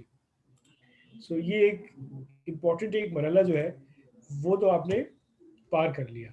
लेकिन अब इसके बाद कुछ कंप्लाइंस रिक्वायरमेंट्स हैं जो कि कुछ ऐसी हैं जो कि आपने कंपनी बनाने के साथ साथ फौरन कर देनी है। कुछ ऐसी हैं जो कंपनी बनाने के बाद इवेंट बेस्ड, जिसे फाइलिंग कहा जाता है, इवेंट बेस्ड रिपोर्टिंग जिसे कहा जाता है, जिसका मकसद ये है कि अच्छा ये इवेंट होगा तो उसके बाद ही फिर आपको उस चीज़ की रिपोर्टिंग जो है वो करनी पड़ेगी। सब्सक्रिप्शन के टाइम पे कुछ इंपॉर्टेंट चीज़ें जो आपने करनी है वो ये है। सबसे पहले ये एक मैंडेटरी बड़ी रिक्वायरमेंट है, अक्सर लोग इस चीज़ के अंदर फंस जाते हैं। कंपनी के लोग खुशी खुशी बना देते हैं, लेकिन एक प्रॉब्लम ये होता है कि जैसे फॉर एग्जांपल आपने कहा ना 1 करोड़ रुपए के साथ हम शुरू कर रहे हैं, तो वो करोड़ रुपए जो आप इशूड कैपिटल, ऑथराइज कैपिटल की बात नहीं कर रहा, इशूड कैपिटल के हवाले से ये एससीसीपी की रिक्वायरमेंट है कि 30 दिनों के अंदर अंदर, 30 days from the date of incorporation of the company, आपने कंपनी का बैंक अकाउंट ओपन करा के ये पैसे कंपनी के अकाउंट में जमा कराने हैं। अगर आप नहीं कराते तो ये you would be in severe non compliance of the company law, तो ये बहुत ज़रूरी है। अच्छा, ना सिर्फ ये 30 डेज के अंदर आपने इसकी पेमेंट करानी है, फिर अगेन इनकॉर्पोरेशन के 45 डेज के अंदर अंदर आपने क्या करना है, आपने इस पेमेंट की सर्टिफिकेशन करानी है from a firm of chartered accountants, और उसकी सर्टिफिकेशन भी आपने एससीसीपी में जमा करानी है। तो ये असल जो एससीसीपी को रिपोर्टिंग है इनकॉर्पोरेशन के 45 डेज के बाद, वो ये एक इम्पॉर्टेंट रिपोर्टिंग है जिसमें हमें बताते हैं कि अच्छा जो हमारा इशूड कैपिटल था इतने पैसे हमने जमा करा दिए हैं, और इतने पैसे जो है वो हमने कंपनी के अकाउंट में सारे शेयर होल्डर्स ने जमा करा के अपने शेयर्स ले लिए हैं हमसे। सो this is very important compliance जो कि करनी होती है। अच्छा, फिर कंपनी की इनकॉर्पोरेशन के ये भी कोशिश की जाती है कि साथ ही कराई जाए, बहुत ज़्यादा इसमें ना डिले किया जाए, फर्स्ट ऑडिटर की अपॉइंटमेंट। ये भी कंपनी की शुरुआत में कर देनी होती है कि भाई ये हमारे फर्स्ट ऑडिटर हमारे जो होंगे वो ये होंगे। तो उसके लिए आपको एक फर्म ऑफ चार्टर्ड अकाउंटेंट से एक लेटर ऑफ कंसेंट लेना पड़ता है, और उस लेटर की बेसिस पे आप अपनी ये कंप्लायंस पूरी कर देते हैं। सो ये एक इम्पॉर्टेंट फाइलिंग है जो कि यहाँ पे आपसे रिक्वायर्ड होगी। अच्छा, दूसरा फिर एक एनुअल फाइलिंग है ये एनुअल फाइलिंग खैर तमाम कंपनीज के ऊपर नहीं अप्लाई हो। ऐसी कंपनी जिसका कैपिटल जो है वो 30 लाख से कम है और अगर कोई सिग्निफिकेंट चेंज नहीं है ईयर ऑन ईयर, तो उनके ऊपर ये एनुअल फाइलिंग की भी रिक्वायरमेंट जो है वो नहीं होती। लेकिन यानी कि इसके अलावा दूसरी जो कंपनीज हैं उसके अलावा ऊपर ये रिक्वायरमेंट होती है कि कंपनी का आप एजीएम जो करें, एजीएम से मुराद है एनुअल जनरल मीटिंग, यानी ये शेयर होल्डर्स की एक मीटिंग होती है सालाना बेसिस पे कम से कम एक। तो एजीएम के 30 दिन के अंदर अंदर आपने ये एससीसीपी की एनुअल फाइलिंग कर देनी है। तो ये एक और कंप्लायंस रिक्वायरमेंट है। अच्छा, उसके अलावा और दूसरी कौन सी रिक्वायरमेंट्स है? पहला चीफ एग्जीक्यूटिव आपने अपॉइंट करना है, ये भी आप एससीसीपी को इन्फॉर्म करेंगे with in 15 days of appointment. Director को ही आप चेंज करते हैं, ये भी आप फॉर्म 29 में कंपनी को एससीसीपी को इन्फॉर्म करेंगे फ्रॉम 15 डेज ऑफ अपॉइंटमेंट। अच्छा, आपने एजीएम, पहली एजीएम जो है कंपनी के 16 महीनों के अंदर जो है, बनने के 16 महीनों के अंदर आपने पहली जो है एनुअल जनरल मीटिंग कर देनी है। जो फर्स्ट प्रोमोटर्स होते हैं ना, उनको आप साइमल्टेनियसली डायरेक्टर्स भी डेजिग्नेट कर देते हो कि हमारे जो पहले डायरेक्टर्स होंगे वो ये होंगे। लेकिन उसके बाद पहली एजीएम में आपने डायरेक्टर्स को इलेक्शन करके अपॉइंट करना है और उसके बाद सब्सिक्वेंटली हर 3 साल बाद जो है वो डायरेक्टर्स को आप अपॉइंट करेंगे। तो ये डायरेक्टर्स की इलेक्शन और उनका सारा तरीका जो है ना, ये भी बड़ा कॉम्प्रिहेंसिवली लॉ में भी डिफाइंड है और आपके आर्टिकल्स ऑफ एसोसिएशन के अंदर भी ये तमाम सारी चीज़ें डिफाइंड होती है। अच्छा, ये तमाम कंप्लाइंस रिक्वायरमेंट्स देके आप डरिएगा मत। इसमें सबसे अच्छा ये है कि आप किसी कंसल्टेंट को इंगेज कर लें जो कि बड़ी नॉमिनल फीस की बेसिस पे आपकी तमाम एससीसीपी की कंप्लाइंस इंश्योर करें। अच्छा, कुछ चीज़ें हैं जो कि सिंगल मेंबर कंपनीज को नहीं करनी। यही वजह है कि इनके ऊपर जो कंप्लाइंस रिक्वायरमेंट्स का फ्रेमवर्क है ना, मैंने आपको बताया था, कंपैरेटिवली कम है फ्रॉम फुल कंपनी। तो एक कंपनी सेक्रेटरी इनको अपॉइंट नहीं करना, बोर्ड मीटिंग्स इनको नहीं करनी, क्योंकि डायरेक्टर भी अक्सर सिंगल ही होता है, शेयर होल्डर भी सिंगल ही होता है, तो इस वजह से इनको बोर्ड मीटिंग्स भी नहीं करनी होती। और दूसरा जो है वो इलेक्शंस वगैरह जो डायरेक्टर्स के होते हैं वो भी इन्होंने नहीं करने होते। तो ये जो सिंगल मेंबर कंपनी है उसके ऊपर जो कंप्लायंस रिक्वायरमेंट्स है वो कंपैरेटिवली कम होती है। एक और इम्पॉर्टेंट कंप्लायंस रिक्वायरमेंट हम देखेंगे, उसके बाद फिर हम आपके जो क्वेश्चन आंसर्स हैं उनकी तरफ हम मूव हो जाएंगे, वो फिर हम इंशाल्लाह एड्रेस करेंगे। ये रिक्वायरमेंट है ऑडिट की। अक्सर हमसे सवाल पूछा जाता है कि ऑडिट क्या तमाम कंपनीज को कराना है या कुछ हमारे पास एग्जाम्पशन अवेलेबल है। तो इसमें मैं आपको बताऊं, ऐसी कंपनी जिसका जो पेड अप कैपिटल है, पेड अप कैपिटल से मुराद यानी जो इशूड कैपिटल है, जो आपने इशू कर दिया कि अच्छा ये अब जो है वो इतने पैसे हमने अपने शेयर होल्डर से लेने हैं, उसके अगेंस्ट आपने शेयर इशू कर दिए हैं, अगर तो वो 10 लाख से कम है तो इस कंपनी को हर साल अपना ऑडिट नहीं कराना। ये कंपनी क्या करेगी कि सालाना बेसिस पे अनऑडिटेड अकाउंट्स, फाइनेंशियल स्टेटमेंट्स जिसे बोला जाता है, वो एससीसीपी में जमा करा देगी, बस दैट्स इट। इनको हर साल ऑडिट अपना नहीं कराना। और ऐसी कंपनी जिसका कैपिटल जो है वो 10 लाख से ऊपर है और 1 करोड़ के अंदर है, इस कंपनी को हर साल ऑडिट तो ज़रूर कराना है, लेकिन हर साल अकाउंट्स अपने एससीसीपी में जमा नहीं कराने होते। तो इस वजह से इनके ऊपर भी कंपैरेटिवली थोड़ी कम है रिक्वायरमेंट। लेकिन ऐसी कंपनी जिसका कैपिटल करोड़ रुपए से ऊपर है, इनको हर साल ऑडिट भी कराना है, हर साल एससीसीपी में अपने ऑडिटेड फाइनेंशियल स्टेटमेंट्स जमा भी कराने हैं, ताकि ताकि इनके अफेयर्स के ऊपर एससीसीपी एक क्लोज स्क्रूटनी रख सके। सो मेरी तरफ से जो कंप्लायंस रिक्वायरमेंट्स थी, जो फॉर्मेशन की रिक्वायरमेंट्स थी, वो सारी मैंने सेशन के अंदर पूरी कोशिश की है कि वो मैक्सिमम पॉसिबल हम कवर करें। अब आप अपने जो क्वेश्चंस हैं, कुछ हमें क्वेश्चंस ऑलरेडी रिसीव हो गए हैं, इसके अलावा बाकी भी आपके जो क्वेश्चंस हैं वो भी आप हमें काइंडली जो Q&A का पैनल है वहाँ पे आप भेजें। सेशन का जो बकिया टाइम है इसमें मेरी पूरी कोशिश होगी कि मैं मैक्सिमम आपके क्वेश्चंस को इंशाल्लाह एड्रेस करूँ।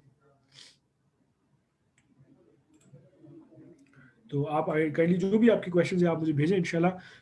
कंपनीज की अपनी कंप्लाइंस के हवाले से या उसकी जो टैक्स कंप्लाइंस है उसके हवाले से, तो I try based on my experience वो तमाम सारी चीज़ों को मैं इंशाल्लाह एड्रेस करूँ यहाँ पे।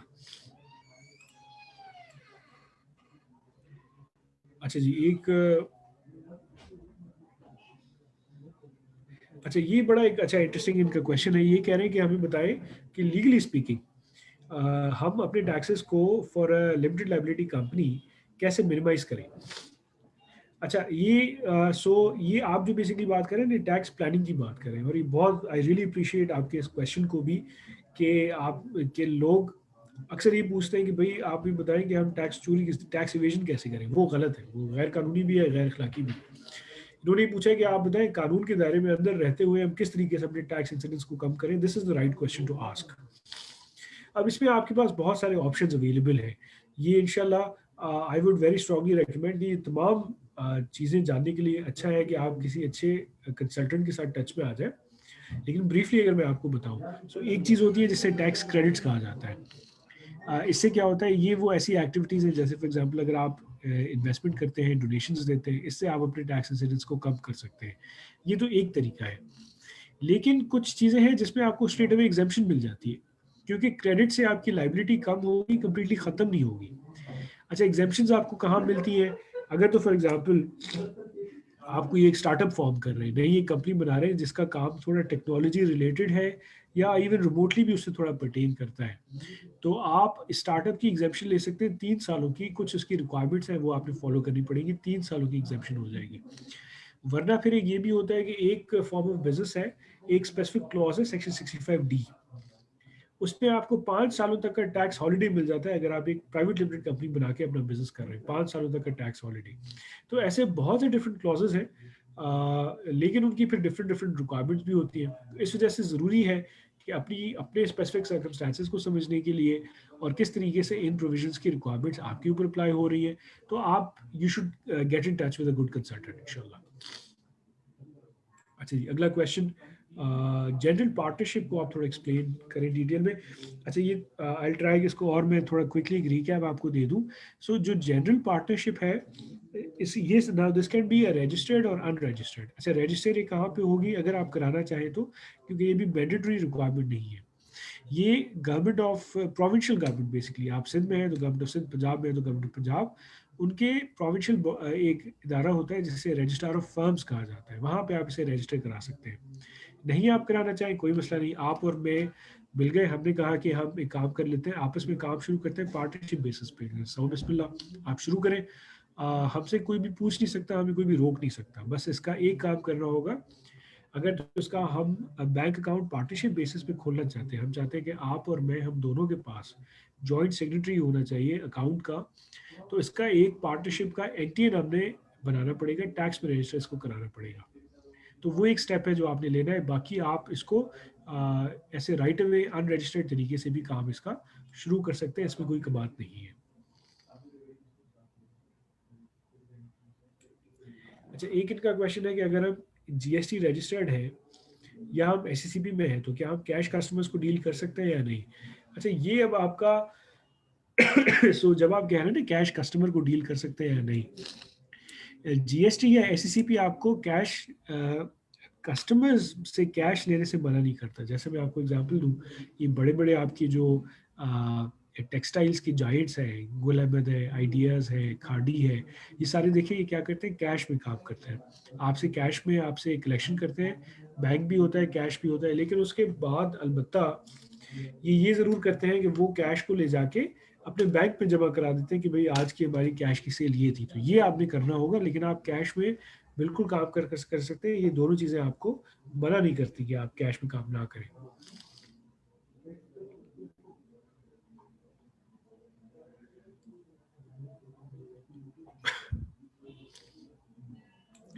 अच्छा, इनका क्वेश्चन है कि क्या डिफरेंट ऑर्गेनाइजेशंस में रजिस्टर करने की डिफरेंट फीस है और क्या एनुअल फ़ी भी है. सो जब आप डिफरेंट ऑर्गेनाइजेशंस कहते हैं ना, तो क्योंकि हम मेनली एससीसीपी की बात कर रहे थे, तो एससीसीपी की वन टाइम फ़ी होती है, एनुअल फ़ी नहीं होती है रजिस्ट्रेशन के हवाले से. और जो पार्टनरशिप है उससे अगर आप रजिस्टर कराना चाहें जनरल पार्टनरशिप को, उसकी भी वन टाइम फीस होती है, उसकी भी एनुअल फीस नहीं होती है. लेकिन ये सारी मैं आपको चलान्स की फ़ीस बता रहा हूँ. अगर कंसल्टेंट आपसे फ़ीस ले तो वो अलग है, वो फिर अलग मामला है आपका. अच्छा, ये कह रहे हैं सोल को हम एसएमसी में कैसे कन्वर्ट करें. ये कन्वर्जन ऐसे नहीं होगा, बेसिकली एक नई कंपनी आप फॉर्म करेंगे और नई कंपनी बनाने से आपकी कन्वर्जन हो जाएगी. अच्छा, ये पूछ रहे हैं कि क्या बिजनेस बैंक अकाउंट, अगर मैं सोल प्रोप्राइटर हूँ तो क्या मुझे बिजनेस अकाउंट की ज़रूरत नहीं है, क्या मैं सैलरी अकाउंट भी यूज़ कर सकता हूँ. आप यूज़ करना चाहें आप कर सकते हैं. हो सकता है बैंक आपसे सिर्फ पूछे कि आपका ये सैलरी अकाउंट है तो इसमें इतने ज़्यादा क्रेडिट्स क्यों हो रहे हैं, तो आप उन्हें एक्सप्लेन करें कि इसमें मेरी सैलरी भी है, इसमें मेरी बिजनेस एक्टिविटी भी मैं कर रहा हूँ. वो आपको रोक नहीं सकते इस चीज़ से. और इससे ये लॉ भी आपको डिसअलाउ नहीं करता, आप एक ही अकाउंट यूज करना चाहें बिल्कुल आप करें, अलबत्ता उसकी रिपोर्टिंग आपको करनी पड़ेगी। जब आप अपने टैक्स रिटर्न फाइल करेंगे तो रेवेन्यू और तमाम सारी चीजें आपने बतानी पड़ेगी टैक्स अथॉरिटीज को। अच्छा, कह रहे हैं कि टैक्स जो है वो डायरेक्टर्स ऑफ कंपनीज की सैलरीज के ऊपर भी अप्लाई होगा। बिल्कुल अप्लाई होगा, उनकी सैलरी भी ऐसी टैक्स की जाएगी जैसे एक नॉर्मल एम्प्लॉय की सैलरी को टैक्स किया जाता है।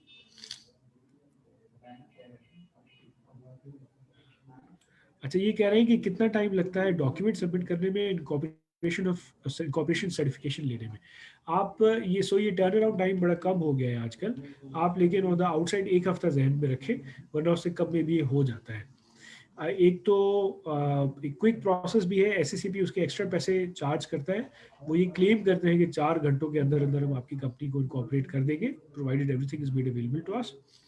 लेकिन उसकी फीस कंपैरेटिवली ज़्यादा लेते हैं। सो theoretically speaking, and I'm sure SCCP would not be making false claims. मेरे ख्याल से ये आप सेम डे भी कराना चाहे तो इट्स पॉसिबल, बस पैसे उसके SCCP को ज़्यादा देने पड़ेंगे।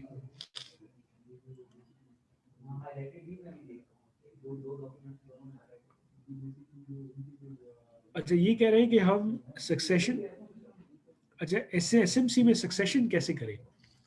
सक्सेशन, अब मेरा अनुमान है कि सक्सेशन बेसिकली लीगल सक्सेशन की बात कर रहे हैं।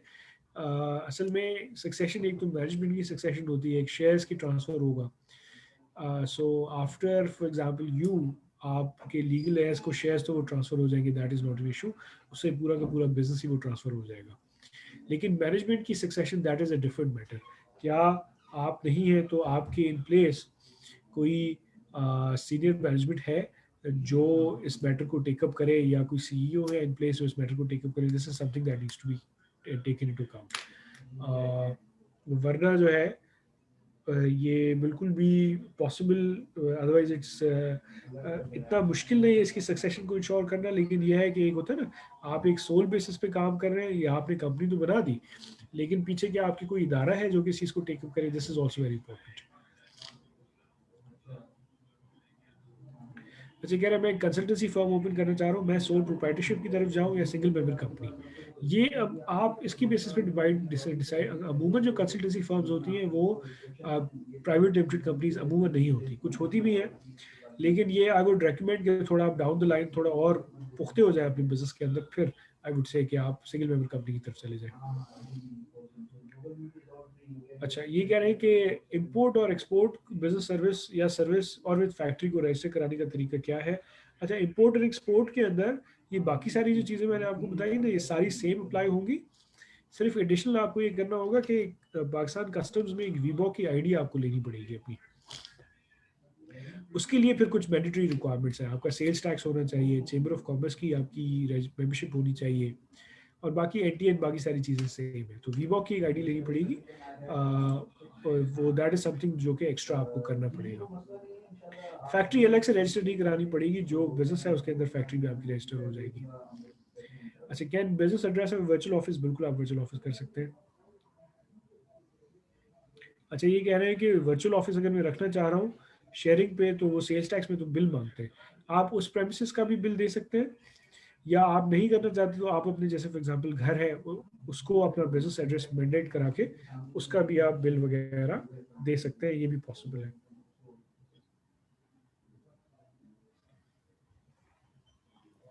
अच्छा, ये कह रहे हैं कि सोल प्रोप्राइटर क्या मैन्युफैक्चरर बन सकते हैं, बिल्कुल बन सकते हैं वो, क्योंकि manufacturer is your business activity और सोल प्रोप्राइटर आपका लीगल स्टेटस है। आप एक सोल प्रोप्राइटर बनकर आप कई कई हज़ार आप ऐसा भी मैन्युफैक्चरिंग सेटअप कर लें कि कई कई हज़ार लोग उस स्ट्रक्चर के अंदर काम करते हो, बिल्कुल ऐसा पॉसिबल है, इसमें कोई बात नहीं है। बस ये है कि उस बिजनेस को चलाना थोड़ा मुश्किल होगा मेरी नज़र में comparatively.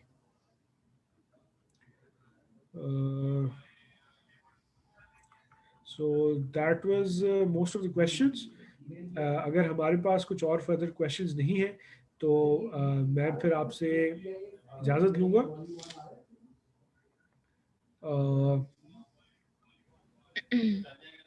Ji ji.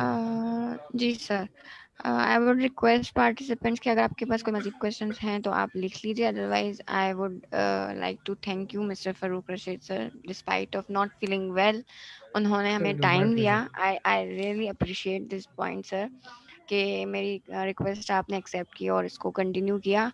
Otherwise we would about to postpone this session because of the not feeling good, क्योंकि सर जो है वो अच्छा फील नहीं कर रहे थे.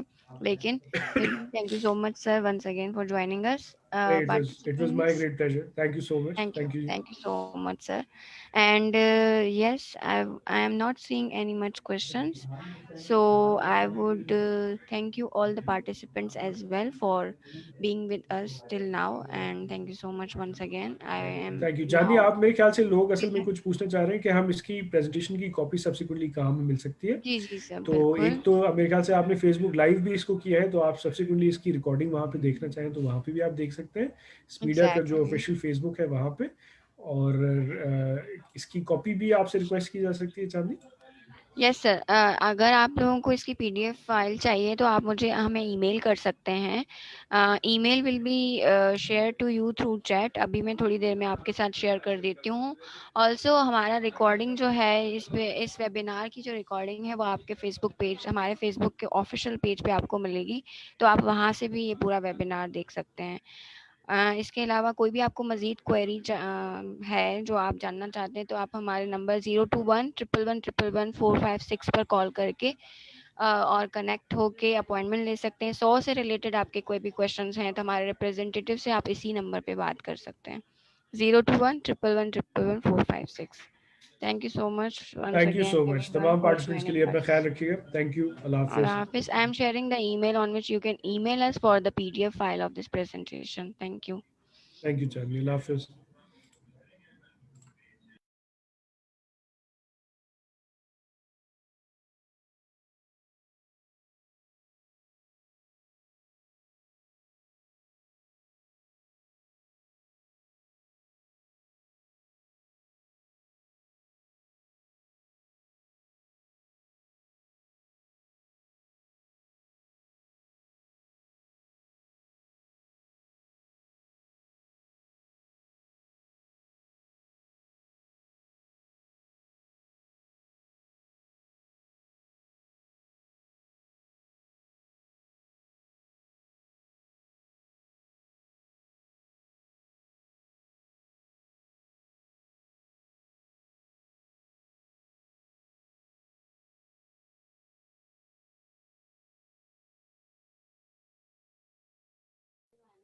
अस्सलाम वालेकुम एवरीवन, दिस इज जैन बात कर रहा हूँ स्मेडा से. इन स्टार्टिंग में हमने एक डिस्कशन किया था रिगार्डिंग सॉ सर्विसेज. उसके बारे में मैं आप लोगों को थोड़ा सा और ब्रीफ करना चाह रहा हूँ. काइंडली आप लोग लाइन पे रहें.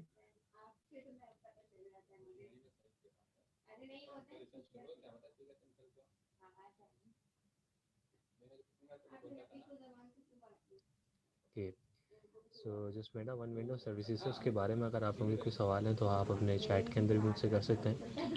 उसके अलावा ये जो सर्विसेज हैं ये हम प्रोवाइड कर रहे हैं कराची के अंदर भी. हमारा जो ऑफिस है आप हमारा ऑफिस विज़िट कर सकते हैं.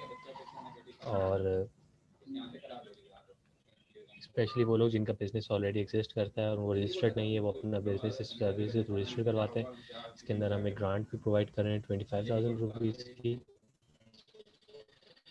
और जस्ट मेक श्योर कि ये जो सर्विस है ये फर्स्ट कम फर्स्ट बेसिस के ऊपर है. अभी हमने रिसेंटली ये सर्विस स्टार्ट की है, तो हमारे पास एक लिमिटेड नंबर है जिसके अंदर हम सफिशिएंट सर्विस प्रोवाइड करेंगे. तो फर्स्ट कम फर्स्ट बेसिस के ऊपर सर्विस प्रोवाइड की जाएगी. उसके बाद फिर इसको फर्दर एक्सटेंड किया जाएगा तो फिर आपको बता दिया जाएगा. सो आई मेक श्योर कि आप लोग उसको अप्लाई कर दें जल्द से जल्द, क्योंकि अगर हमारे पास हमारा जो टारगेट है वो नंबर पूरा होता है तो फिर हम आपको सर्विस प्रोवाइड नहीं कर सकेंगे फर्दर ऑन, जब तक दोबारा से रिन्यू नहीं होती है. सो 25,000 की ग्रांट है इसके अंदर. ये कोर सर्विसेज हैं, लाइट सर्विसेज, जैसे कि मैंने आपको वेबिनार के स्टार्ट में बताया था, सब सर्विसेज आप ले सकते हैं. ये रिम्बर्समेंट बेसिस के ऊपर अवेलेबल है. और अगर आपको इसकी फर्दर डिटेल चाहिए आप हमारा ऑफिस विजिट कर लें. इसका सिंपल प्रोसेस होता है. ये हमारी जो कॉन्टैक्ट इन्फॉर्मेशन ये है. सो अगर आप लोग इस सर्विस में इंटरेस्टेड हैं तो ये कॉन्टैक्ट नंबर आपके पास आ रहा है, ईमेल आ रही है, हमारा फेसबुक का एड्रेस आ रहा है. किसी भी प्लेटफॉर्म के थ्रू आप रब्ता कर लें, अपॉइंटमेंट ले लें, ऑफिस विजिट करें और फर्दर 100 के बारे में हमसे डिस्कशन कर लें और आके अपनी एप्लीकेशन इसके अंदर सबमिट करवा दें अगर आप ये इस ग्रांट के लिए अप्लाई करना चाहते हैं। So that's all for me. मैं एक दफ़ा चैट बॉक्स में अपने कोई क्यूए सेशन चेक कर लेता हूँ अगर किसी के सवाल आते हैं इससे रिलेटेड।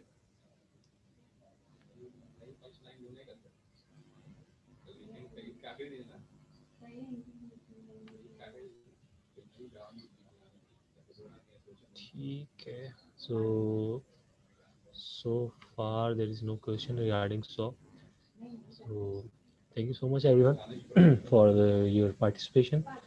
अगर आपको सॉ से रिलेटेड या स्मेडा किसी भी सर्विस से रिलेटेड कोई भी इंफॉर्मेशन चाहिए तो ये आपकी स्क्रीन के ऊपर आ रही है, डिटेल्स आप ले सकते हैं। And again one more reminder कि ये सर्विसेज जो हैं ये लिमिटेड टाइम के ऊपर हैं और लिमिटेड नंबर पे ही हम लोगों को ये सर्विस प्रोवाइड कर सकते हैं। So kindly as soon as possible basis के ऊपर इसको अप्लाई करना अगर आप इसमें इंटरेस्टेड हैं। Thank you so much. हाँ, अब हम इस वेब ट्रेनिंग को यहाँ पे क्लोज कर रहे हैं। Thank you everyone for their participation.